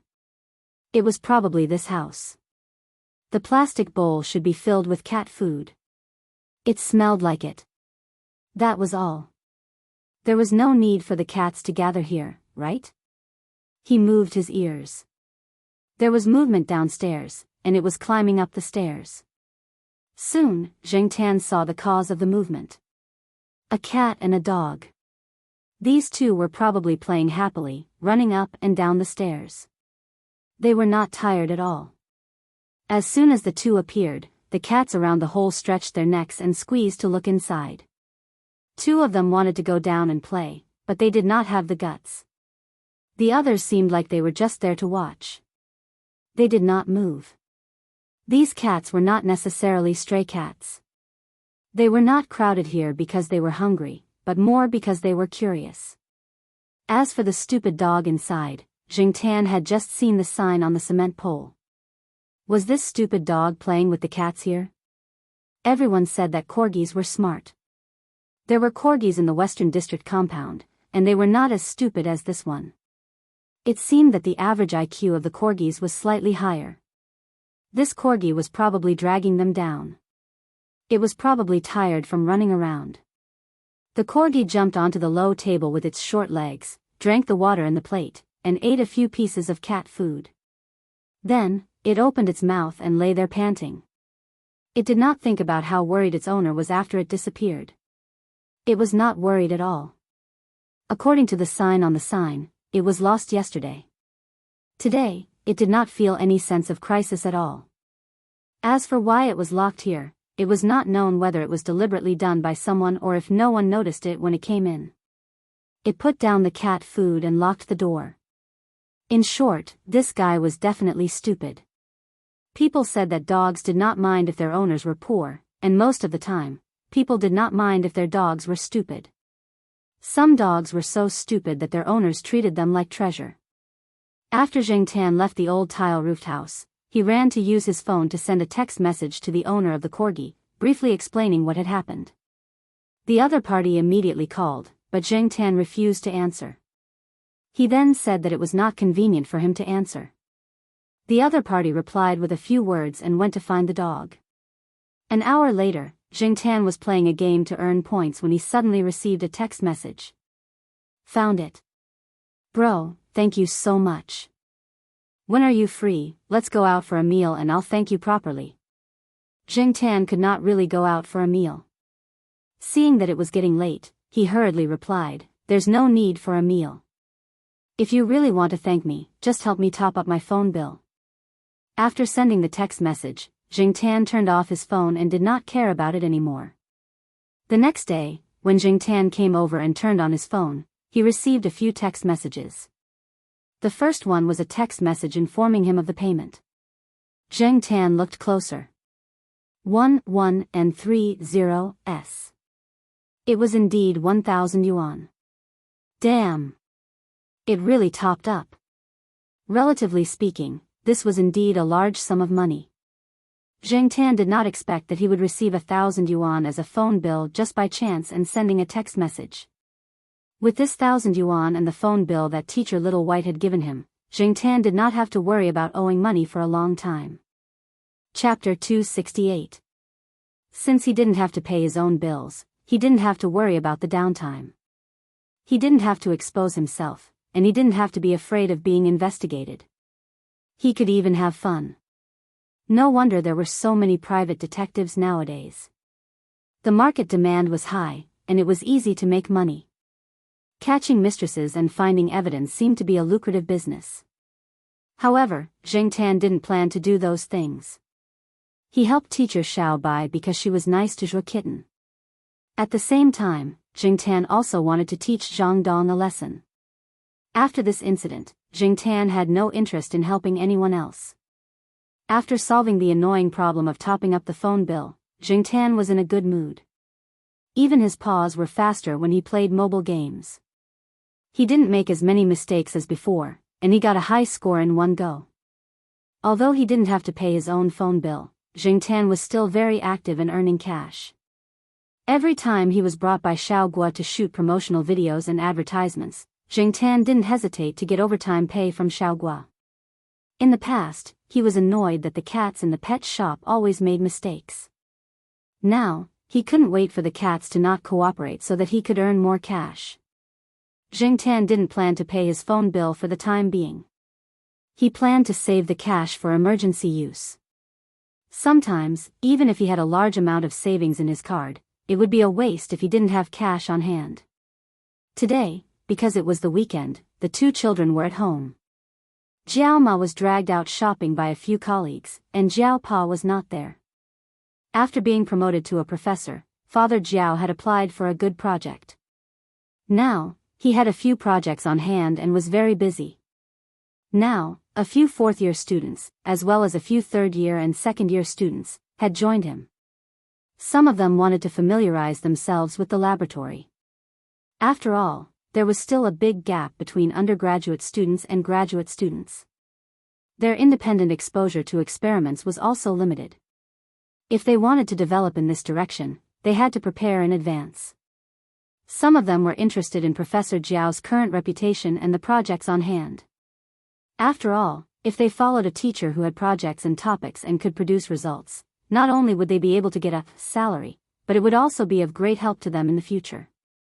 It would be best if they could write an SCI thesis before they graduated from their undergraduate degree. Not only would they be able to compete for scholarships, but it would also be of great help to them in the future. It would be best if they could write an SCI thesis before they graduated from their undergraduate degree. Jiao Pa's reputation in the institute had indeed increased a lot, especially when there were people supporting him from the top. It couldn't be helped. Those big shots had taken Jiao Pa's red nest rat, and it would be unreasonable if they didn't help him. When Jingtan went to the Institute of Biological Sciences, he heard a few students talking about the situation of the teachers in the institute. Once, Jingtan even heard them talking about who among the current generation of green pepper, young teacher, was most likely to take over the position of Dean Xie. Among them, Jiao Pa's voice was the loudest. Jiao Pa's reputation had increased, and his family's status had also increased a lot. Jingtan knew about little Pomelo's side better. Now, some of the teachers in the affiliated primary schools were much nicer to little Pomelo. In the past, they didn't say anything to her. At this moment, there were no adults in the house, and Zhao Yuan and little Pomelo weren't 7 or 8 years old, so they had to look after them. Little Pomelo finished her homework and watched TV in the living room, while Zhao Yuan was doing test papers in his room. Junior high school students had more learning tasks. Although the children of the teachers in high school seemed to be very well off, they were also under a lot of pressure. If they didn't do well, they would directly embarrass their parents. Even if Jiao Pa, Jiao Ma didn't say anything, Jiao Yuan didn't want to hear people say things like, "Isn't your father a professor at Tsinghua University? How can you do so poorly?" Even if children of officials or rich families had bad grades, it was okay. Other students would express understanding, but if the children of the teachers in high school didn't do well, they would be choked to death. Zheng Tan opened the drawer of the cat tree and looked through the business cards. These business cards all had mobile phone numbers on them. The only exception was the one with the number 68. There was no mobile phone number on it, only an email address. Zheng Tan originally wanted to ask this experienced guy for some experience, but he didn't expect that this guy didn't even leave his phone number. "Forget it, I'll think about it later." As Zheng Tan was looking at the business cards, the phone at home rang. Little Pomelo ran to pick it up, and quickly ran out and knocked on Jiao Yuan's door. "Brother, it's Xiong who's looking for you. If he's looking for someone to play basketball, tell him that I'm not free. Damn it, next week is the stage test. I'm waiting to get into the top 3 and slap those people's faces." Jiao Yuan shouted from inside. Little Pomelo passed Jiao Yuan's words to Xiong, and soon ran back to Jiao Yuan's door and said, "Xiong said it's not about playing basketball. He said it's about buying gifts." Jiao Yuan screamed from inside, "Damn it, I forgot." Jiao Yuan quickly opened the door and ran to answer the phone in his slippers. Seeing Little Pomelo and Zheng Tan at the door, Jiao Yuan, who was about to answer the phone, immediately ran back and closed the door of the master bedroom. Zheng Tan and Little Pomelo looked at each other. What other secrets does this kid have? After closing the door, Little Pomelo could not hear the conversation inside, but Zheng Tan heard it clearly. It seemed that a girl in Jiao Yuan's class invited them to her birthday party tomorrow. Jiao Yuan forgot to buy a gift after doing the test paper, and now Xiong asked him to go out and look at the gift. Hearing Jiao Yuan's tone, that girl should be quite pretty. She might even be the prettiest girl in the class. TSK, what's there to be embarrassed about chasing a girl? He even closed the door to talk about something. But then again, it seemed that parents nowadays did not allow puppy love. Zheng Tan did not have such concerns and restrictions when he was young. 5 minutes later, Jiao Yuan came out. He asked Little Pomelo shyly, "Pomelo, do you have any money on hand? I'll borrow it for an emergency. I'll return it to you in 2 days." Little Pomelo did not say anything. She ran over and rummaged through her wallet. She found 20 yuan. She did not have much money on hand. Although her irresponsible mother would transfer a sum of money to her card every year, she never looked at it. Usually, she would save up the pocket money that Jiao Ma and Jiao Pa gave her. When she reached a certain amount, she would transfer it to Jiao Pa. She also bought books and other necessities. A few days ago, the school organized a donation for a primary school in the mountains. She donated 50 yuan. For primary school students, this kind of charity donation was usually 5 to 10 yuan. More than 10 yuan was considered a large donation. Jiao family heard about this from others. Little Pomelo did not mention it at home. The money she donated was her own pocket money. She decided how to spend it. Jiao Pa and Jiao Ma did not interfere. However, because of the donation, Little Pomelo did not have much pocket money on hand. She counted and found that she had less than 20 yuan. Looking at the expression on Jiao Yuan's face, she knew that she did not have enough money. 2 days ago, he bought a new basketball and sportswear, which basically used up all his pocket money. He and Little Pomelo's bank cards were all with Jiao Pa. Of course, Jiao Yuan knew his father well. If he called to ask for the cards, he would definitely be exposed. He did not want his father to know about this. There are still coins in the piggy bank. Little Pomelo said as she picked up the black cat piggy bank. There were 15 cents in it. Altogether, there should be about 10 yuan. However, when Little Pomelo was about to pick up the piggy bank, a cat paw pressed down on her hand, stopping her from opening the piggy bank. Then, under the puzzled gaze of the two kids, Jing Tan ran to the cat tree, opened an unlocked drawer, took out 50 yuan, and handed it to Zhao Yuan. Zhao Yuan and little Pomelo. Zhao Yuan's mouth was wide open. He took the 50 yuan and checked its authenticity. Then, with a look of disbelief, he asked, "Where did you get this?" Just as Zhao Yuan finished speaking, Jing Tan took out another 50 yuan and handed it to him. After checking the authenticity of the note, Zhao Yuan looked curiously at Jing Tan's small drawer. He found a bunch of notes in it, ranging from 10 to 100 yuan. "Pomelo, our black charcoal is actually a little rich cat, right? But, where did black charcoal get so much money?" Little Pomelo suddenly remembered that she had heard Zhao Pa mention it before. "I think it's black charcoal's overtime pay for shooting commercials." When Jing Tan came back from overtime, Zhao Yuan and little Pomelo weren't there, so they didn't see Jing Tan hide the money with their own eyes. Little Pomelo had only overheard a few sentences from Zhao Pa and Xiao Guo when they were chatting. She didn't expect that there really was so much money. Little Pomelo and Zhao Yuan also didn't expect that Jing Tan had so much more money on his card. Zhao Yuan sighed, then put one of the 50 yuan notes back into the drawer for Jing Tan, leaving only the other 50 yuan in his hand. He even helped Jing Tan close the drawer. 50 yuan is enough. Black charcoal, save it for when you get married. Jing Tan didn't know what to say. Zhao Yuan was still worried, so he asked little Pomelo to keep an eye on the cat tree. Little Pomelo nodded cautiously. Jing Tan didn't know what to say again. Jing Tan saved money for emergencies, so he wasn't stingy when he gave money to his family. He also planned to give red packets to his family members on their birthdays or during the new year. Oh, and Zhua Kitten, he also planned to give one to her. In Jing Tan's heart, he had always regarded himself as an elder, not a peer of Zhao Yuan. At this time, he chose to forget that the Jing Tan, in this world was actually about the same age as Zhao Yuan. Zhao Yuan went out with Xiong Xiong and didn't come back for dinner.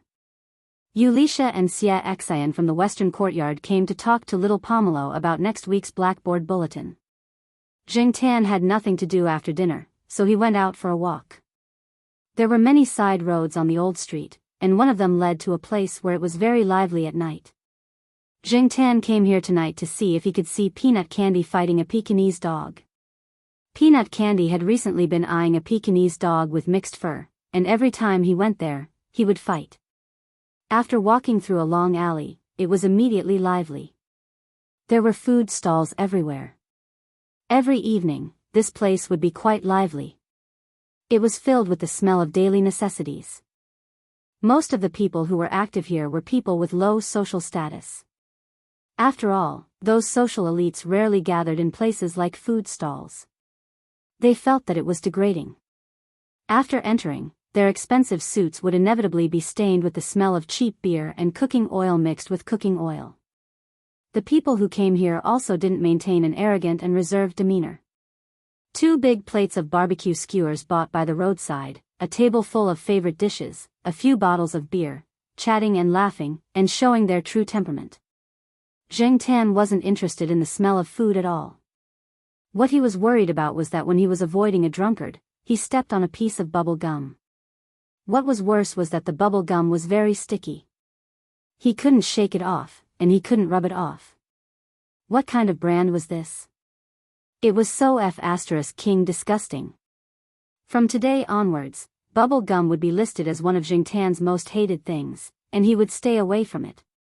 While Jing Tan was struggling with the bubble gum in his forearm, 2 people at a table not far away were looking at him. Chapter 269. Near the edge, Jing Tan was rubbing the lump of bubble gum on his palm on the ground. From time to time, people would pass by. When they saw Jing Tan, they would quickly avoid him and say a few words of disgust. They were afraid of encountering a crazy or cramping cat. Jing Tan was already angry because he stepped on the bubble gum. When he heard these people say, crazy cat, and sick, he was so angry that he wanted to give them a flying kick or 2. However, he couldn't get rid of the lump on his palm. It was not clean, and there was a lot of dust and gravel on the ground. It was even more disgusting than when he first stepped on it. Just as Jing Tan was about to go back and ask Jiao Ma to help him clean up, he noticed that someone was walking towards him. He looked up and saw a young man in his late 20s. Jing Tan didn't feel any malice from him. His palm was still rubbing on the flower bed next to him, but his eyes were fixed on the person in front of him. Even if he didn't have any malice, he still had to be on guard. Is there something on his paw? The man said to himself. He then walked back to the table and pulled some cheap paper towels from the table. Jing Tan realized that this person probably wanted to help. He looked quite righteous, so he decisively raised his hand and pointed his palm with the bubble gum at the man. Huh. The man obviously didn't expect the cat in front of him to be so cooperative. He was still thinking about how to turn the cat's paw over without being bitten. He had encountered a similar situation before. Last month, an auntie's cat in the neighborhood had a fish bone in its mouth.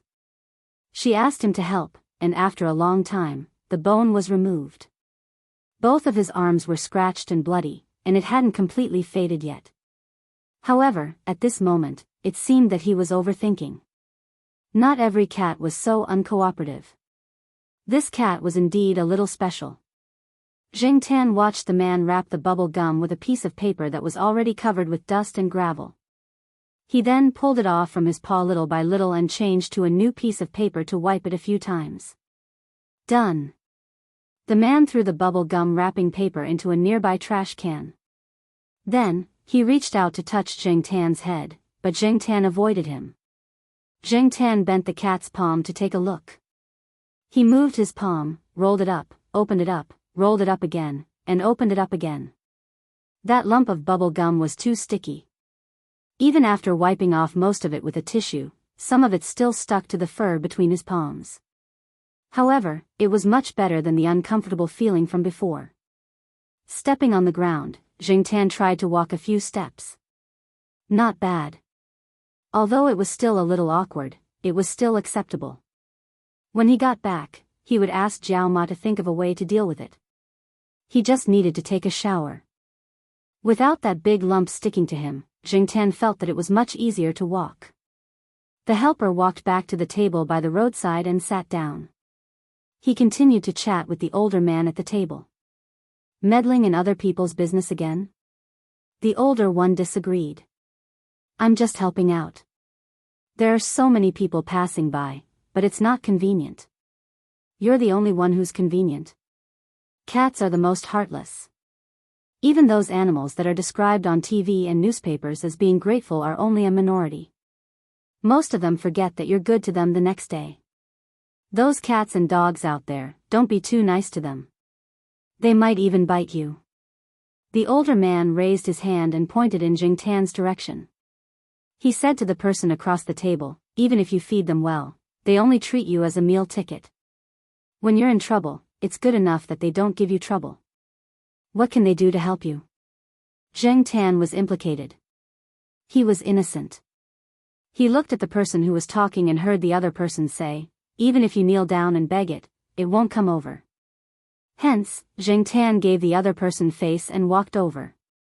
The person who was talking caught a glimpse of Jing Tan's movement. The rest of his words were stuck in his throat. He maintained his previous posture and stared in Jing Tan's direction.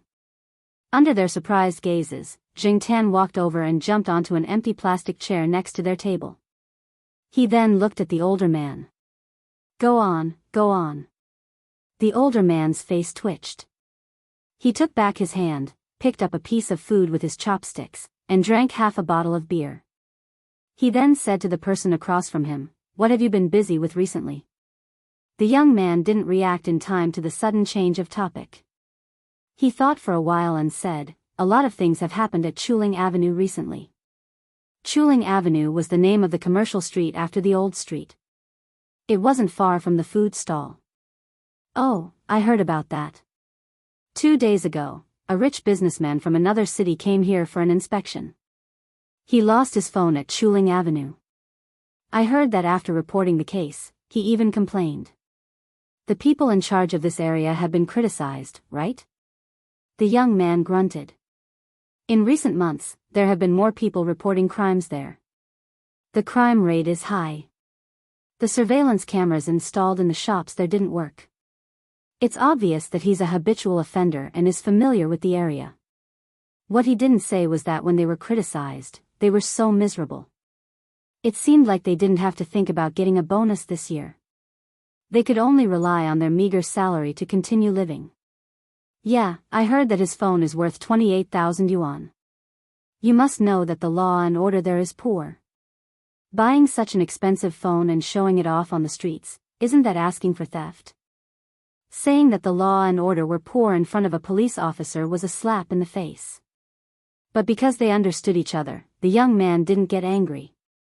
He only felt helpless because it was a fact that they couldn't catch the culprit. It was also a fact that the crime rate was high. How is it now? Is there any progress? The older man asked. The young man shook his head. We've investigated all the people with criminal records. Although there are a few cases that match, they shouldn't be the ones who stole the 28,000 yuan phone.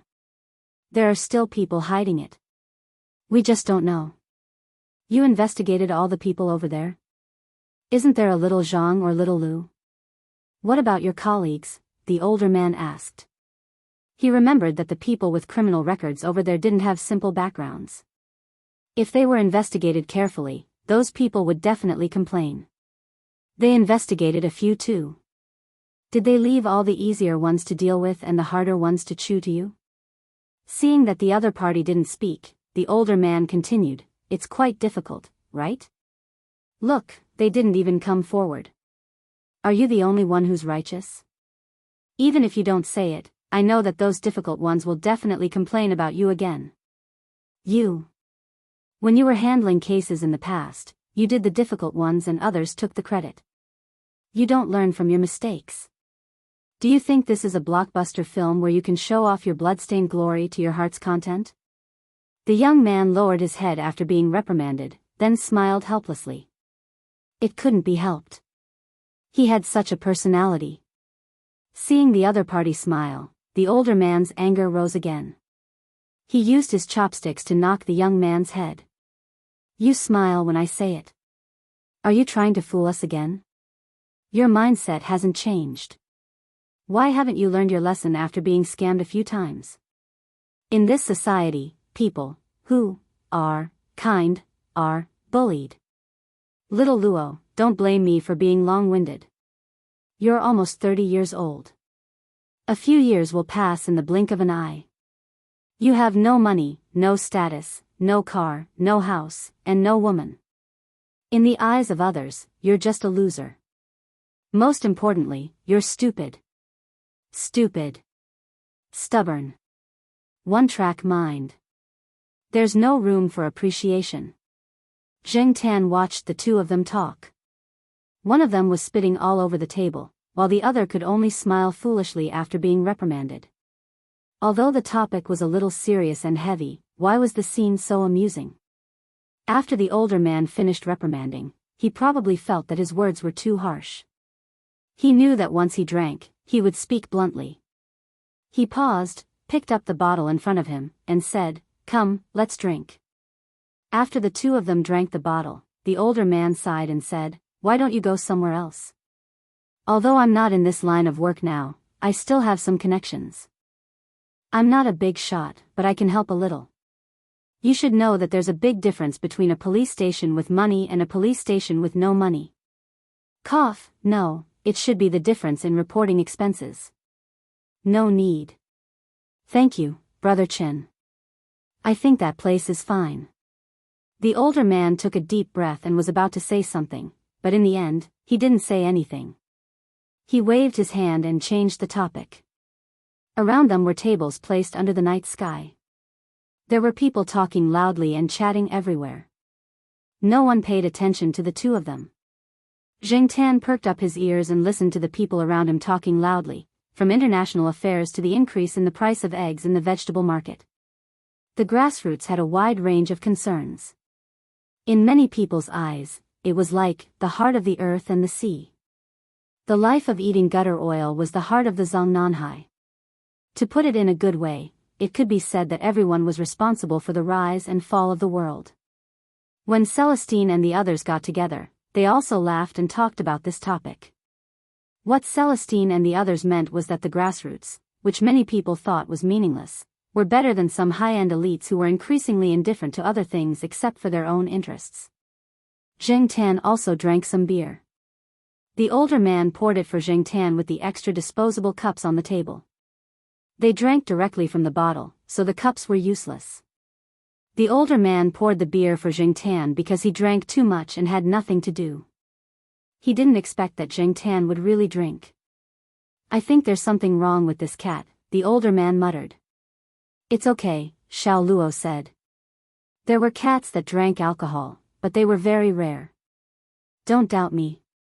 Although I'm not in this line of work, my eyesight is still there. This cat." "Hey," I said, "this meal is on me. Why are you so active? Do you have money or do I?" The older man saw that Xiao Luo was going to pay, so he quickly stopped talking and took out his wallet to pay the bill. After dinner and drinking, the two were ready to leave. "Right, give me your phone.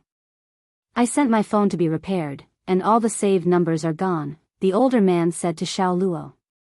"I'll call you directly." Xiao Luo took out his phone. "No, I didn't bring my phone. I left it at home to charge. I came out in a hurry, so I didn't bring it. Hey, I forgot to buy a spare battery today. It's inconvenient to have only one battery." Zheng Tan secretly nodded in agreement. One battery was indeed inconvenient. Fortunately, the current mobile phones were not like the big-screen mobile phones of the future, so the battery consumption was not so high. If it was a smartphone of the future, it would need to be charged every day if it was used frequently, which would annoy Zheng Tan to death. Now, he chose to charge it secretly when there was no one at home. He didn't know when it would be exposed. "Last time I bought a cheap one, and it didn't take long for the battery to swell. I was scolded by your sister-in-law for a long time. This time, I'll buy a better one. Keep your eyes open, and don't be fooled by others. TSK, now everything is fake, and everything is fake. People, when they come out to live in society, if they don't keep their eyes open and think fast, they will be cheated." Xiao Luo reported his phone number several times. The older man drank too much and couldn't remember it. He didn't have anything to write, so he asked the shop owner for a piece of paper to write it down. Zheng Tan remembered Xiao Luo's phone number. When he heard them talking about the phone theft on Chunning Avenue, Zheng Tan thought of a person. Chapter 270. He did not see Peanut Candy flirting with the little Pekingese, but he knew about it. After Zheng Tan returned to Tsinghua University, he did not go straight to the East District compound. Instead, he went to the small forest at the edge of the campus and sent a message to Luo. He told him about Zhang Dong stealing his phone and listed a few examples that he had seen with his own eyes. He even mentioned Zhang Dong's company. After sending the message and turning off his phone, Zheng Tan went home in a good mood and let the Jiao Ma wash his paws. He had done what he needed to do. As for how things would develop from here on out, it was up to Luo. Although he looked like an idiot, being able to work in this line of work proved that there was no problem with his IQ. After Luo returned home, even though he was mentally exhausted, he could not fall asleep. The human body was the most sensitive at night. The night was too quiet, and one would think too much. Especially after drinking and listening to a senior's lecture at night, it was hard not to think too much. He knew where his shortcomings were. He was not muddle-headed, but he did not know how to reject people most of the time. Just as Luo was wondering if he was really a failure as a person, his phone rang. It was a text message. He could not think of anyone who would send a text message at this time. If there was an urgent matter in the institute, they would call directly. As for the text message, it was probably from the telecommunications company. However, when Luo picked up his phone and saw the 4 success displayed on the screen, he was puzzled. It was not from the telecommunications company? Did he send the wrong message? Or was it a fraudulent message? When he opened it, Luo's gloominess was swept away. He immediately sat up and read the content of the message seriously. There was too much information in it. Moreover, it did not look like it was made up. An anonymous report? How did this informant know his phone number? Could it be that he heard it from someone in the neighborhood? Usually, Luo was often called by the aunties in the neighborhood to help. Everyone knew Luo's occupation. He was honest and did not ask for anything in return. To put it bluntly, he was too stupid and honest. Therefore, if there was anything they needed, they would look for him directly. It was more effective than calling 110. Even if they needed to block a toilet or stuff a cat's teeth, they would call him directly. Therefore, the aunties in the neighborhood Luo lived in usually bought groceries, cooked, played mahjong, and talked about Luo. Those aunties did not need to flip the number. They could even close their eyes and recite his phone number backwards. That was why Luo thought that the other party might have heard about it from someone in the neighborhood. No matter what, this was a meaningful clue in the past few days. He took out his notebook and wrote down some clues and his own opinions so that he wouldn't forget. He was going to pay attention to Zhang Dong the next day. Luo called the anonymous informant to find out more about the situation, but the other party's phone was turned off. After thinking about it, he typed a thank you message. Even if Zhang Tan despised Zhang Dong's character, he had to admit that Zhang Dong knew how to hide his true nature. When he interacted with others, he was very careful to cover up his shameful side. Otherwise, Teacher Littleby would not have been unable to discover his true nature. However, if they were to spy on him purposefully, it would be relatively easy to discover this person's abnormality. Zhang Dong had a house in the old neighborhood. Now that he had moved, he rented out his house in the old neighborhood and rented out his house in the elevator house neighborhood. He still had some savings on hand. Otherwise, he wouldn't be able to afford to rent a house in the high-end elevator house neighborhood. Generally, low-level employees would rent cheap houses. Private houses that cost 100 yuan a month, basement, or the old neighborhood were all good choices for them. Now that Teacher Littleby had broken up with him and humiliated him in public, Zhang Dong was in a bad mood for a period of time. Whenever he was in a bad mood, he would find a way to vent. Therefore, he did a lot of things. Seeing others anxious about losing things, Zhang Dong felt a lot better. The reason why Zhang Dong liked to steal was not because he was living in poverty, but because it was a habit and a psychological pleasure. Perhaps at first, he did it because he was short of money, but later on, even if he found a stable job and had a stable income to maintain his life, he would still go out for a stroll every time he was in a bad mood to adjust his mood and pick up some things to improve his life. Just as he was about to balance his mood and start a new life, he was caught red-handed. Other than his stealing skills, Zhang Dong's other skills were not very good, such as anti-stalking. For example, when Zhang Tan went into his house to make trouble, this guy couldn't figure out anything. He didn't notice that little Luo was watching him, so he could only be caught. If it were Mao and the others, they could get rid of the stalker in the blink of an eye. After Zhang Dong was caught, little Luo and the others also took out some things that were not so good for Zhang Dong. This time, Zhang Dong was really defeated. However, Zhang Dong didn't understand why the police would target him. There were only a few people who knew that he had committed a crime, and those people didn't have to betray him. That would be disadvantageous to them. Even if others knew about Zhang Dong's things, they only knew a nickname. They hadn't seen Zhang Dong with their own eyes, so they wouldn't be able to contact him.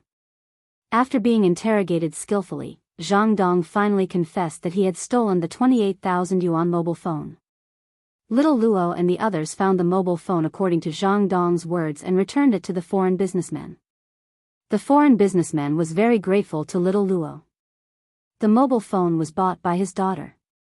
He liked to show off his daughter's filial piety in front of others, not how expensive or high-end the mobile phone was. Later, the rich businessman mentioned little Luo's name several times when he was talking to a few small leaders. Therefore, when some gossip came from the branch, many people in the station guessed that little Luo's luck was going to change. At least the reward would not be small. On the other side, Zhang Dong, who admitted his defeat, asked to die knowing. After Zhang Dong was arrested, little Luo was also in charge of the interrogation. He was the biggest contributor to this incident, and only he knew the reason why Zhang Dong was defeated. However, in the face of Zhang Dong's request, little Luo did not agree. Many people had asked him before, but Comrade Little Luo was very tight-lipped. He did not reveal any information about the person who provided the clue. Although he only knew a phone number, he did not say anything. He was not a very flexible person, but he also knew that in some situations, the person who provided the clue also had to bear the risk. Otherwise, it would be easy to be retaliated against, so he chose to keep his mouth shut. The leaders and colleagues had also asked, but they knew Little Luo's character. If he did not want to say anything, no matter how hard they tried, they would not be able to pry it open. Therefore, no one asked after that. After Zhang Dong's request was rejected, before he was taken away, he gave a phone number in front of Little Luo and the other police officers. It's the person with the number 46, right? Zhang Dong looked at Little Luo and the others. Only he can trap me.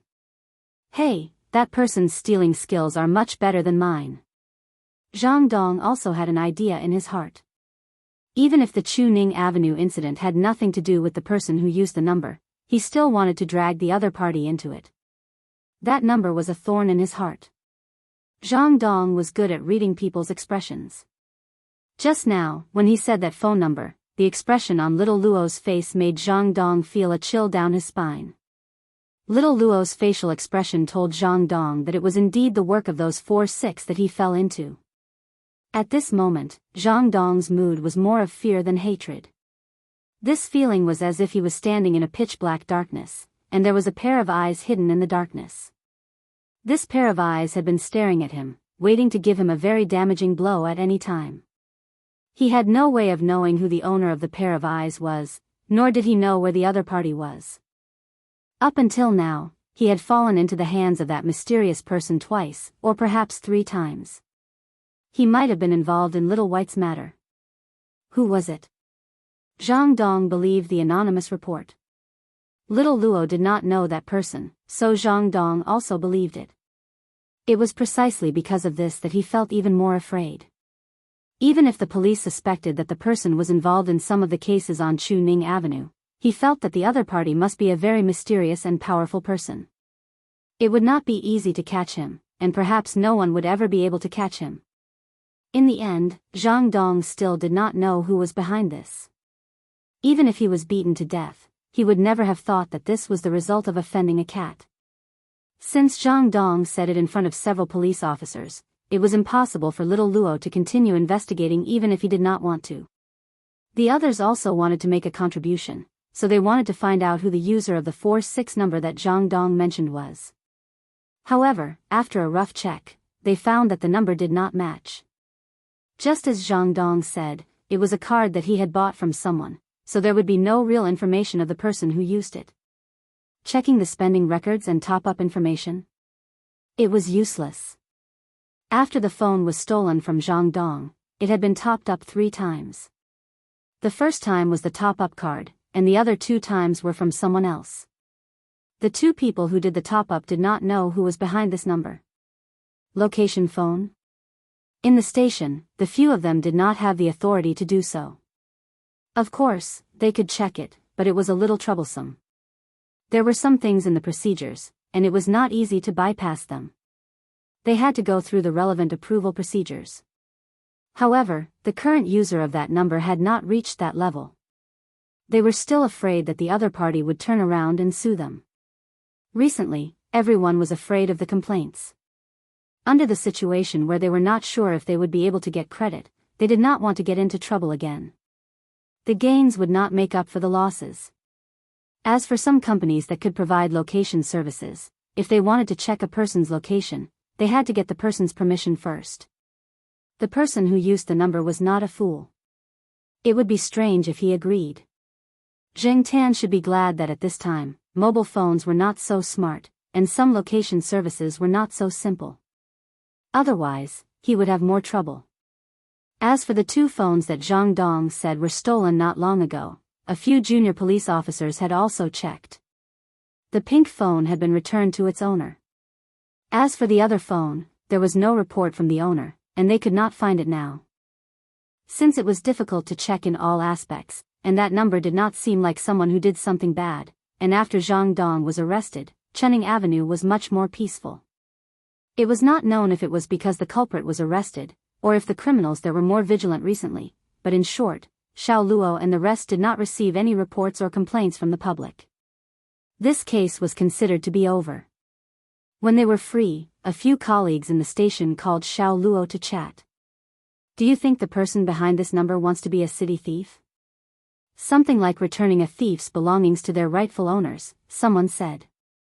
Do you think this is the new era's Chu Liuxiang plus a domestic version of Spider-Man? Climbing walls to become a city thief, someone sneered. Stop investigating. The higher-ups did not say anything. What are we doing? Do you think we are the key case investigation unit? Xiao Luo sat at the side and did not say anything. He was wondering why the person who reported it did not turn it on. Was he planning to give up on the card? Chapter 271. After Zheng Tan sent the text to Luo, he didn't pay much attention to the progress of the case. He didn't even read the newspapers for the past few days. This was because one day, when he went to Zhao Yuan's room to read a hot magazine, he found a bag of something. Zheng Tan had a deep impression of the XX brand milk tea printed on the small bag. He had seen it when he followed Air Mao to look for Senior Walnut. He had thought it was a counterfeit product, but it turned out to be a dangerous product. It had been more than half a year since the drug-related cleanup incident. Shouldn't this kind of product have been destroyed long ago? It was no joke that this kind of product was leaked out. It was estimated that a lot of people would be harmed. Zhao Yuan was only in his 3rd year of middle school in September, right? Wasn't he usually very obedient? How did he come into contact with this kind of stuff? Zheng Tan did come into contact with this kind of stuff when he was in middle school, but he didn't dare to come into contact with it. Now that this kind of thing had happened to Zhao Yuan, Zheng Tan's feelings were quite complicated. Of course, Zheng Tan wasn't sure if this bag of milk tea powder actually contained that kind of stuff. After all, in the batch that he saw, only a small number of bags contained goods. Or maybe, Zhao Yuan didn't know that there was something else inside. Therefore, after he found this bag of suspected dangerous products, Zheng Tan didn't have the mood to play with his phone anymore. He waited at home, thinking about what to do next. In the afternoon, when Zhao Yuan came back, Zheng Tan stayed in Zhao Yuan's room and stared at him. Zhao Yuan was confused. Usually, after dinner, Zheng Tan would go to little Pomelo's room or run out to play. He rarely stared at Zhao Yuan doing his homework.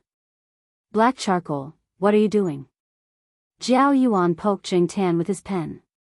Zheng Tan raised his hand and pushed it away. He wasn't in the mood to play with this kid. Why do I feel that you are very serious today? Are you bored? I'll give you something to play with. Zhao Yuan opened the drawer and was about to look for a tennis ball that hadn't been used in a long time. Unexpectedly, a cat paw reached over and lifted the bag of milk tea powder on the side. Hey, black charcoal, what are you doing? Zhao Yuan was about to pick up the milk tea powder on the ground. What are you doing? I'll help you, you little bastard. Before Zhao Yuan's hand touched the bag of milk tea powder, Zheng Tan lifted it again. His target was the trash bin next to the desk. Zhao Yuan frowned at Zheng Tan's actions and asked, Black charcoal, is there a problem with the milk tea powder? That's true. It's been so long since the birth date. Drinking it will probably cause diarrhea. If it was just a simple case of diarrhea, I wouldn't be so agitated. Zheng Tan lifted the bag of milk tea powder into the trash bin and covered the mouth of the trash bin with a plastic bag. Zhao Yuan stared at Zheng Tan for a few seconds, then got up and went to his parents' master bedroom to make a call. He closed the door before making the call. Father Zhao wasn't at home and was busy in the courtyard. Mother Zhao was watching TV on the sofa. When she saw Zhao Yuan's actions, she clicked her tongue. Why would he close the door when he was making a call? The childishness of adolescence was indeed awkward. Zhao Ma didn't think much of it and continued watching TV. Zheng Tan stayed in front of the master bedroom door and listened. He heard Zhao Yuan say to the person on the other end of the phone, My cat must have smelled something. Don't drink it. I continued to call the others. At that time, the students from the other classes only gave 5 of us, right? They said it was expensive and good stuff. When they gave it to us, they were reluctant to part with it. I think the exemption sign on the bag must be fake. Hearing Zhao Yuan's words, Zheng Tan was relieved. It was good that Zhao Yuan knew there was something wrong with the bag. It didn't matter if there were any prohibited items in the bag. It was always good to avoid any precautions. Knowing that these things were given to Zhao Yuan and the others by someone else, and that these kids had no idea that there might be goods inside, Zheng Tan was furious. Who the F***CK is so annoying? How dare they harm my kids? The students from the other classes? They should be Zhao Yuan's third-year junior high school students. After the call, Zhao Yuan went back to his room. He didn't rush to do his homework. He closed the door and talked to Zheng Tan. After all, he couldn't tell the others at home. Now, his friends were all at home, and Zheng Tan was the only one listening to them. He didn't have to worry about being told. Charcoal, tell me, do you think those fellows are up to no good? After listening to Zhao Yuan's words, Zheng Tan knew that the bag was given to them by the third-year students from the other classes at Zhao Yuan's classmates' birthday party. Originally, they only wanted to give 2 bags, but Xiong thought they were stingy, so they reluctantly gave them 1 bag each. It wasn't that Xiong thought they were stingy, but he didn't like them. Among the students from the other classes who went to the party, one of them made Zhao Yuan's class hate him. That person had a good relationship with the prettiest girl in their class, and they often switched shifts. When he went to the party, he stood next to the prettiest girl in their class. Sigh. At that time, Zhao Yuan felt that the pH value of the boys in his class was plummeting. That was why Xiong always targeted those people. It had been almost 2 days since they received the milk tea powder. Fu Lei didn't want to drink it because he had fought with those people before. Xiong almost drank it, but he was stopped by his mother. His mother felt that the milk tea was of poor quality, and the powder was clumped. She was afraid that drinking it would harm the body, so she threw it away. As for Zhao Yuan and Lan Tianzhu, they didn't want to drink from strangers, especially from people they didn't like. The most special one among them was Suan. He didn't want to drink it, but he wanted to use it for an experiment. However, he didn't have time. After receiving a call from Zhao Yuan, Suan squeezed out some time to do a quality test. The next day, after Zhao Yuan went home for dinner, he told Zhao Ma that he wanted to play with Suan and the others. Zhao Ma didn't think much of it. The boys played basketball together all the time, so there was nothing to worry about. But when Zheng Tan saw Zhao Yuan put the milk tea powder that was supposed to be thrown away in the trash bin into his pocket, his nerves snapped, and he quickly followed Zhao Yuan out. Zhao Ma didn't say anything when she saw Zheng Tan go out. Anyway, the more he played off-road, the more he would go out for a walk after dinner. Zhao Yuan saw that Zheng Tan kept following Zheng Tan and didn't want to leave, so he didn't say anything more. Instead, he took Zheng Tan to Su An's house. Zhao Yuan, Xiong, Suan, Lan Tianzhu, and Fu Lei always played together. Fu Lei didn't fight much after he started hanging out with Zhao Yuan and the others. His grades did improve a little. Although it wasn't enough to make him the best, it was always good to have some improvement. Fu Lei's father was so happy that he couldn't look at him. When Zheng Tan and Zhao Yuan arrived at Su An's house, Lan Tianzhu was already there. Fu Lei and Xiong arrived after a while. Su An's father was busy in the courtyard, and his mother went to the gymnasium to practice dancing. There were no adults at home. They were a little surprised to see Zheng Tan, but they didn't ask much. They had been with Zheng Tan for a long time, so some things weren't strange. "Did you bring everything?" Suan asked. They took out the milk tea powder in their hands, and Suan marked them one by one. Then, he took out a foam box from the windowsill. There were a few small bottles of reagents in it. "Suan, did you make these yourself?" Zhao Yuan asked. "No, my dad is very strict.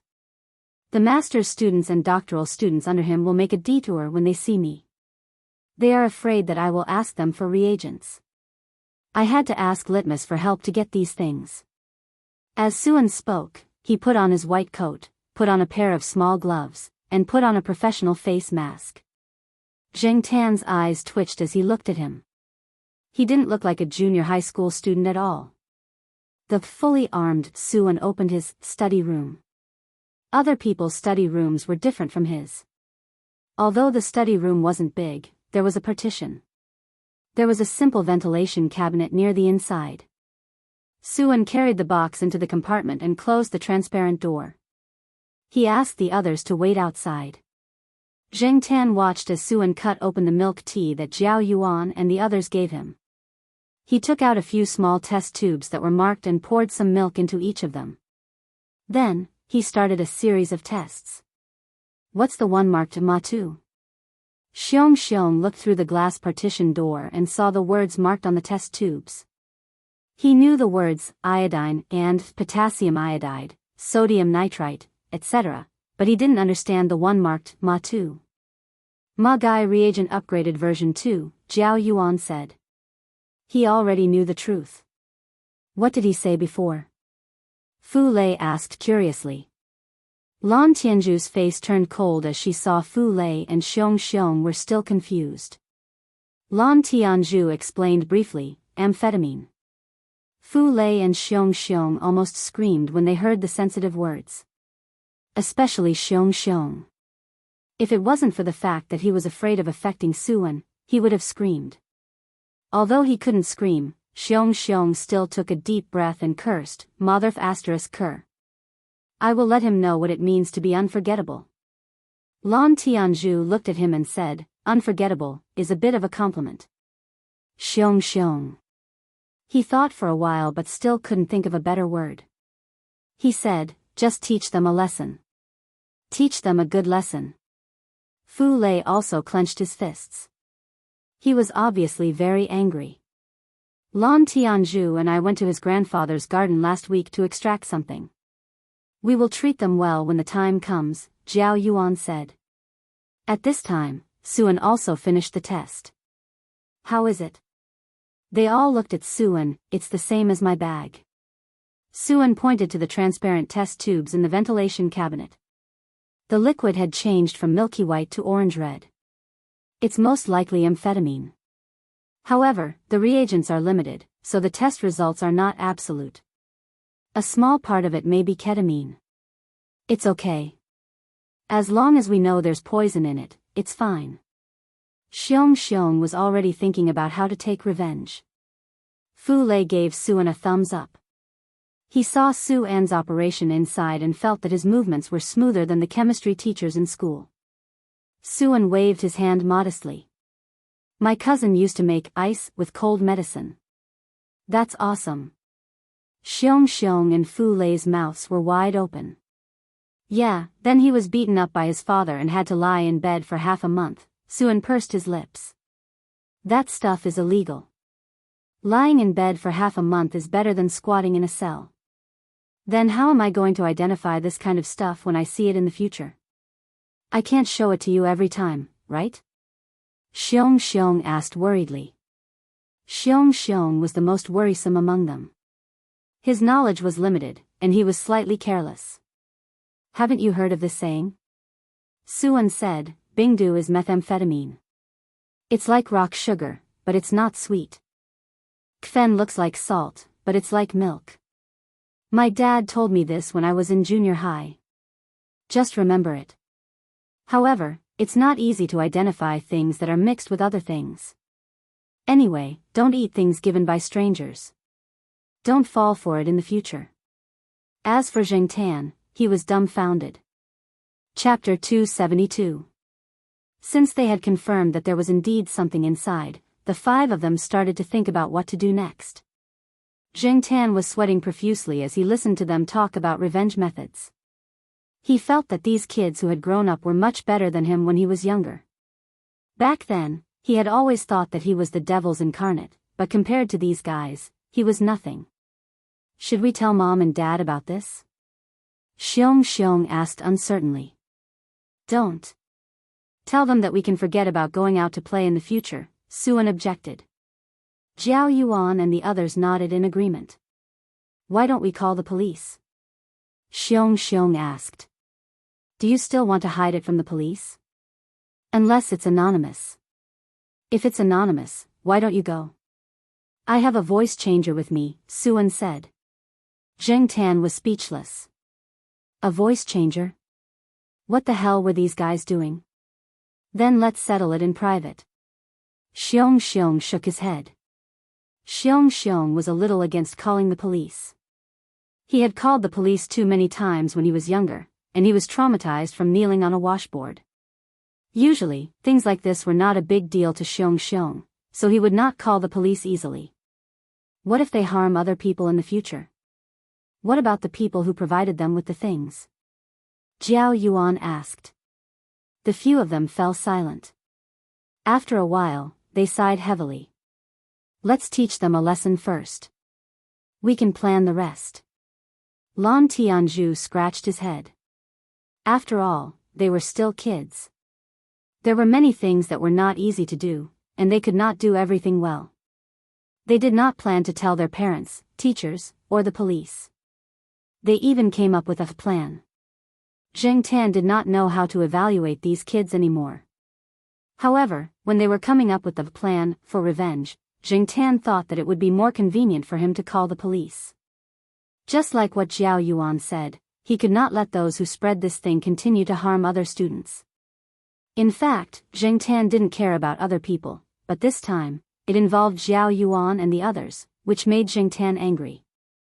Hey, Suan, I still have a few cartons of milk. My dad bought them at a special price from the supermarket. Do you need me to bring them to you for a quality test? Fu Lei asked before leaving. Have you tried it? Suan asked. I've been drinking for half a month. Are you all right? Nothing happened at all. That's enough. There's no need to test it. Suan said, if you're worried, you can bring a bottle over. Let's come up with an experiment plan first. We'll need to look at the culture of the bacteria. I can't get my hands on an incubator, so you can ask Jiao Yuan for help.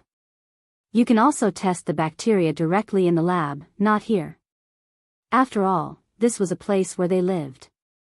The incubator was only used for convenience and emergencies. It wasn't used often. If they could bring it to the lab, Suan wouldn't do it at home. This time, they had no choice but to do it at home because they couldn't let others know. Yes, I can help with that. I've tested the bacteria in tap water and the cafeteria's soy milk several times. It's more familiar. Jiao Yuan nodded. However, his dad probably wouldn't say anything about it. After leaving Su An's house, Zheng Tan didn't go back directly with Jiao Yuan. Instead, he ran to the grove at the edge of the campus and started texting. He hadn't touched his phone for a few days. When he opened his phone, he saw several messages and missed calls from Luo. After scrolling through them, Zheng Tan was annoyed. Originally, he just wanted to set Zhang Dong up once. Whether or not Zhang Dong stole the 28,000 yuan phone, as long as he kept an eye on him, he would find something wrong. Then, he would teach Zhang Dong a lesson. He didn't expect that Zhang Dong really did steal the phone. From Luo's messages, Zheng Tan knew that Zhang Dong had dragged him into a quagmire. Fortunately, his situation was special and he had to be discreet. Otherwise, he would really be in trouble. Zheng Tan didn't want to answer Luo's questions. Thinking about the milk tea powder and Su An's test results, Zheng Tan wrote a message. He briefly mentioned the milk tea powder and the cleanup operation before the new year. He also mentioned Su An's test results. He even wrote down the names of the junior high school students that Jiao Yuan had mentioned. He said that it would be faster to solve the case. If he didn't solve this case, Zheng Tan wouldn't feel good. After writing the message, Zheng Tan paused. Logically speaking, it would be best to inform senior brother Walnut directly. Furthermore, he was an acquaintance, and Zheng Tan knew senior brother Walnut's character. He would definitely investigate to the end and clean up everything thoroughly. That way, Zheng Tan would feel more at ease. However, Zheng Tan could not recall senior brother Walnut's phone number. Walnut Sr. couldn't do it. Jing Tan had a good impression of Luo, so he sent it to him. However, Luo was just a small patrol officer. He was far less capable than Walnut Sr., so he didn't know how this case would turn out. At worst, he could just send Walnut Sr.'s phone number again after he got it. Luo had just returned home and was about to take a shower when he was called by an auntie upstairs to help remove a set of furniture. It was on the 5th floor. After moving up and down, he was so tired that he was covered in sweat. As soon as he stepped into the bathroom, Luo heard the sound of a text message. Ever since the last time the number with 466 had sent him a text message, Luo had changed his phone's text message tone. During non-working hours, the text message tone was set to a more audible ding-ding sound. The number had been turned off for the past few days. Luo and his colleagues all thought that the person had probably changed their number and wouldn't continue using it. Even so, when he heard the text message, Luo immediately walked back to the bedroom and picked up his phone to take a look. The number displayed on the screen made Xiao Luo happy. However, after opening the message, Xiao Luo's face immediately turned serious. The matter mentioned in the message was much more serious than stealing a phone. With his previous experience, Xiao Luo's intuition told him that this matter was real. Luo had been in this line of work for many years. Of course, he could guess the severity of the situation. It was very difficult for a small patrol officer like him to deal with it. There was a saying, if you have the conditions, do it. If you don't, create the conditions and continue to do it. If he couldn't handle it himself, he could ask for help. Moreover, he knew a few people in the criminal investigation unit and had been in contact with them. For a period of time, in order to effectively prevent and crack down on all kinds of crimes and strengthen the basic infrastructure at the grassroots level, they had contacted the people in the criminal investigation unit. Later, because of a few friends, he gradually became familiar with the two people in the criminal investigation unit. However, they were usually busy and didn't have much time to get together. After thinking it through, Luo opened his address book and dialed a number.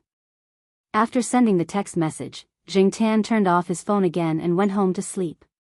When Luo called back after talking to someone, he found that the number was turned off again.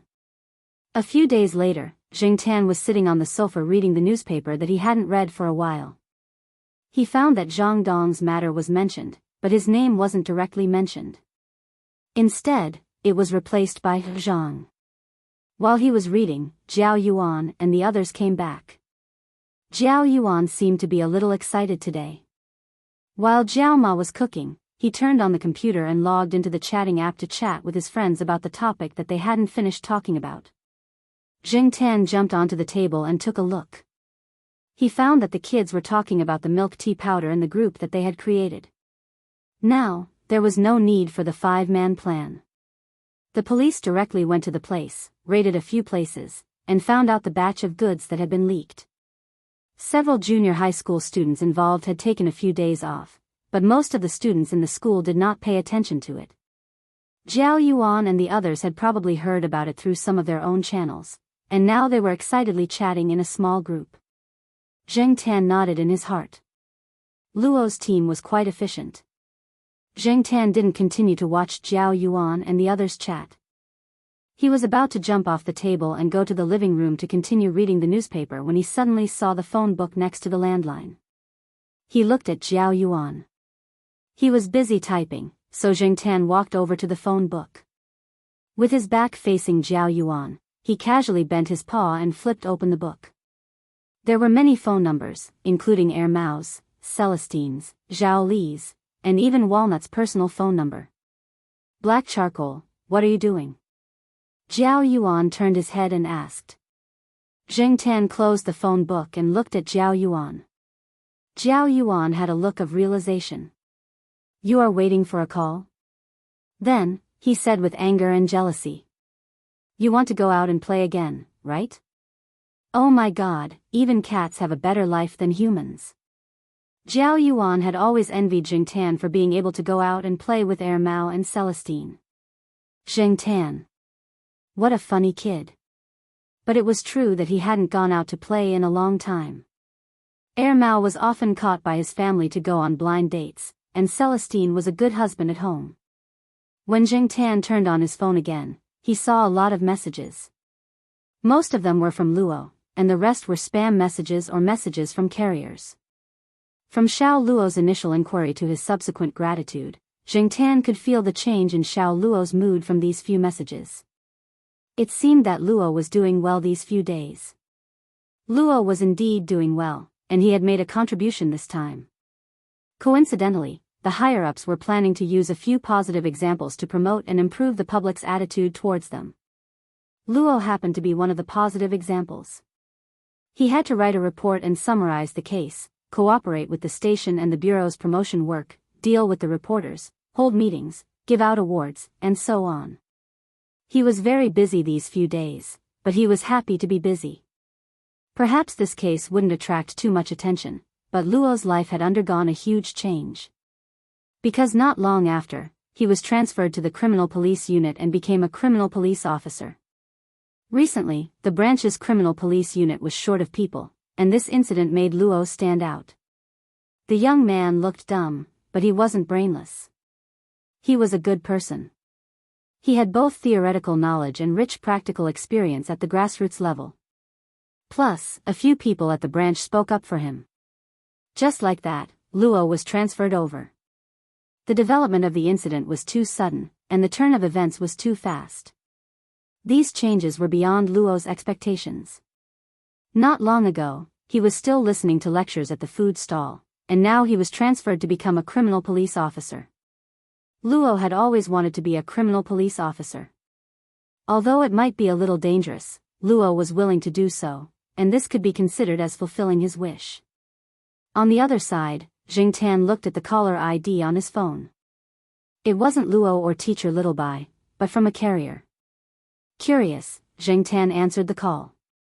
Then, a pleasant female voice came from the other side. Just by listening to the voice, Jing Tan gave a good review, but what the other party was talking about made Jing Tan want to curse. VIP user? It sounded very high-end, but F*** King ID card information. F*** K. Was he supposed to send a cat tag to the other party?